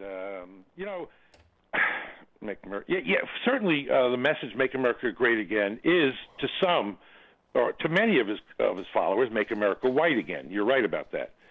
But I want to look at the word. You mean I haven't said that that's what. I'm just passing along what my neighbor said. Yeah, and your neighbor's right. Okay. Yeah, not everybody, and that but that's part of the message that make certainly to Georgia, that's what she hears. So the idea of America's the greatest country that ever was or ever could be. The typical Republican saying, that's about their ego. Me, mine, I must be the best. That's Homerism. America doesn't need to be great. What America needs to be is good, and we haven't been for quite a while. If we could make America good again, I'd be really proud of this country. Hey, boring Jeff, what do you think about what Billy Sunshine just said? Well, I don't necessarily disagree with him. The United States has done some things in its history that it should be ashamed of. So he would be surprised. I would be in agreement. I'm a right-wing conservative. I would be agreeing with him. Some of our own colonialism, I don't think Hawaii, what was done, taking of Hawaii is right. We've stuck our nose in other countries' internal elections and so forth on several occasions. And how about how we treat our own citizens? In other words, there's no reason in the world why you can't be a great country if you let people go bankrupt trying to seek health care, if you let people die trying to seek health care. There's nothing great about that, nothing good about that. That's a bad country that doesn't take care of its citizens. I understand what you're saying, Billy. You're also talking to someone who was forced off his private health care plan in 2011 and onto Obamacare and then was dropped. I've had no health care for 2 years thanks to Obamacare. That's not Obamacare's fault. That's the insurance company's fault. Think about what insurance is. They don't add anything to health care. They just add expense. When you get rid of the insurance companies, when we stand up to unrepentant capitalism and go with intelligent capitalism, we'll be way better off. And America can be good, but not while people are hungry or need health care in this country. Got a question for you, Billy. Is there nobody hungry in Sweden or Canada? I doubt if anybody's hungry in Sweden. I don't know about, and I doubt if anybody's hungry in Canada. I don't know. But what I do know is they all get health care and they don't have to bankrupt their families to stay healthy. That's not necessarily true. I remember a Swedish gal once said, yes, we have the national health care plan for us and the Swiss health care system for our leaders. Yeah, well, I wouldn't be surprised that leaders take advantage. I'm very disgusted with leadership, certainly in this country, and I'm ignorant about the rest of the world. Yeah, but anyway, getting back to this issue, nevertheless, we will bankrupt everything, including our health care system. We continue to allow people to pour in. Right. Okay. Thank you, Bill. Appreciate it. We have another Bill here who's up next. Go ahead, Bill in Boulder Creek. Yeah, I want to say that when you have a sanctuary city or people coming in, what you get is people, when they're looking for sanctuary, are looking for a place to live and, of course, a job. But you see, that drives up property values because we have the Milton Friedman trickle-down theory of economics that says if the demand goes up, raise price. So in other words, it's good to raise rents should go up if people are there. Well, that's right. Well, that may be the theory, but I don't think it's right. And it's not doesn't help you if you're wanting to rent or you're looking for an apartment. And he's right about that, Michael. My oversight for not mentioning that. That is a major factor in all this I forgot to bring up earlier. It drives up property values, which in turn drives up a huge tax base. Yeah.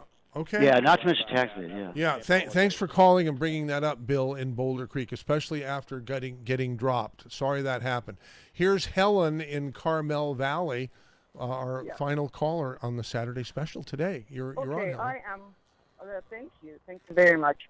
I am really insulted by the caller's stupid neighbor who called "Make America Great Again, Make America White Again." He is so ignorant. That's why he says, "I'm as brown as they come, and I'm a legal immigrant." At age 26, I worked on my and made my way to America legally. I have never received a penny, and not without parents, without anybody, and I did not get a penny from the government. Now, anybody who comes here, they get $900 for the family, and then they take care of the parents. They get another $900. They make about $5,000 a month free from hard-working Americans, and I worked 40 years without getting any handout. And this idiot, and you know what? The people who helped me to get further education and get a better job were white people. And the people of my color and the blacks and a lot of Mexicans, they gave me the most miserable time, and I just had to bite the bullet and not respond. And that idiot, and let me tell you, I used to be a Democrat. I saw so many racist things among themselves. I'm going to ask my friend, my neighbor, to come on the Saturday special again and talk with you. Yeah. Okay? I would definitely call back. Okay. Helen, thank you for coming to this country legally. It and should thank be you for adding to our shameful. strength. Yeah. Have a good day. Okay, thank you very much, Jeff. God, what a great show. Thank you for making it. So I just sort of sat here and listened to you guys talk. It was great. I'm glad I was able to rearrange things. Yeah, so am I. And we got to do this much more often with your cars and your politics and so forth. Oh, wait a minute. No, that's the wrong one here. It was supposed to be what happened, Jason? Oh, fanfare. No. Hour 2 cross. It's not in here. You have to play it. Okay, there we go. Thank you, Jeff. That's all. No? KSCO Santa Cruz, Salinas, Monterey, San Jose. Here's CBS News. Almost all of them are very well known. So, they've been vetted over their lifetime. Mr. Trump on Air Force One, flying to Lynchburg, Virginia, to deliver his first commencement address as president. On that campus, the ultra-conservative Liberty University, CBS's Errol Barnett. We heard from the president as he was coming here to Lynchburg that he could possibly pick a replacement for FBI Director James Comey before he heads to Saudi Arabia at the end of this upcoming week. Mr. Trump's handling of the FBI director's firing could have serious and long-lasting implications. Lawmakers are now subpoenaing the former National Security Advisor Michael Flynn. And about the possibility of tapes to which the president alluded, Democrats say they want any White House tapes that may exist relative to the issue. You got Windows, common denominator for victims of a global cyber attack, largest of its kind ever. So Microsoft offering a free fix. That's rare. CBS News technology correspondent Larry Magid. Microsoft stopped offering support and updates to Windows XP more than 2 years ago. But because of the severity of the WannaCrypt attacks, Microsoft has reassessed its position and is now offering updates even for customers who have what Microsoft considers to be out-of-date versions of Windows. For the first time in 7 years, Coast Guard says no Cuban migrants were intercepted at sea trying to reach the U.S. during April. Credit going to President Obama's repeal of the controversial wet foot, dry foot policy is the reason for the precipitous decline of sea journey attempts. CBS News producer Portia Siegelbaum reporting from Havana. Since the announcement was made last January, a drop in the number of people trying to enter the U.S. illegally, either by land or by sea. And so the numbers that the U.S. Coast Guard's been tracking, they've been dropping steadily since January, with April, as they've just announced, being the first month when they didn't intercept anybody at sea. National Police Week starts tonight. Washington, D.C. Memorial for Fallen Officers. 394 names will be added to the memorial in Washington this year. 143 of them are those who died in the line of duty last year. The rest are those who have died in previous years. Stephen Greniger is with the National Law Enforcement Officers Memorial Fund. We will be adding the names of 75 officers who have died as a result of the rescue and recovery work that they performed back in 2001 and early 2002 after those terrorist attacks. Bill Rakoff, CBS News. Residents of Kirkersville, Ohio, mourning the loss of a nurse, a nurse's aide, and the chief of police, shot and killed by a gunman. He gave his own life to protect everybody, and now his kids don't get to see their dad again. That shooter also dead. This is CBS News. After all the sleep you cost your mom through the years, it's time to give it all back. I'm Scott Tannen, founder of Boll & Branch. This Mother's Day, give your mom the gift she deserves: great sleep on Boll & Branch sheets. Our sheets are handcrafted from 100% organic cotton. They get softer over time. We guarantee she'll love them. She can try them risk-free for 30 nights. Now through Mother's Day, get $50 off your first set plus free shipping at bollandbranch.com, promo code SLEEP. That's bollandbranch.com, promo code SLEEP. Wouldn't it be great if you could stop crime before it happens? With the Ring Floodlight Cam, you can. I'm Jamie Siminoff, inventor and founder of Ring. Floodlight Cam is a motion-activated HD security camera that connects right to your phone, so you're alerted when anyone steps onto your property. You can now see, speak, or even sound an alarm right from your phone, anywhere, anytime. Does your floodlight prevent crime? Ours does. Go to ring.com/advantage and save $150 off of a Ring of Security kit. That's ring.com/advantage.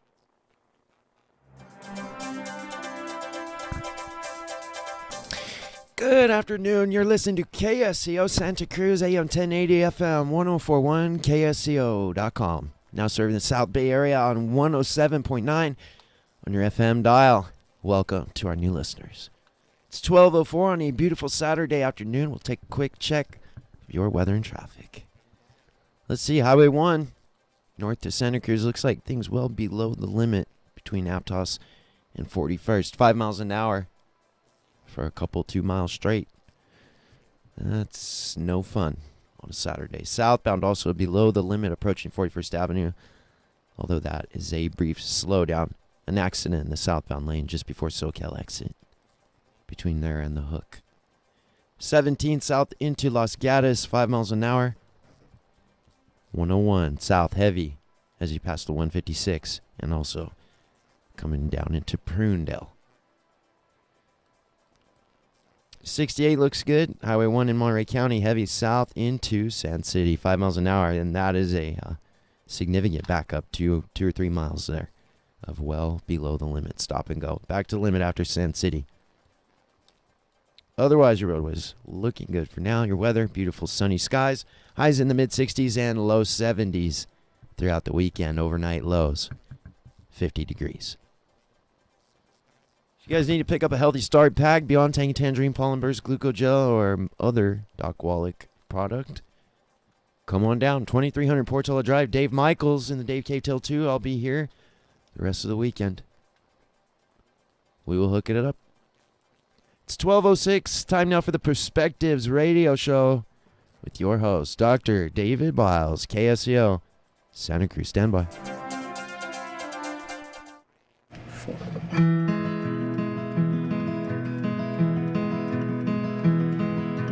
How many roads must a man walk down before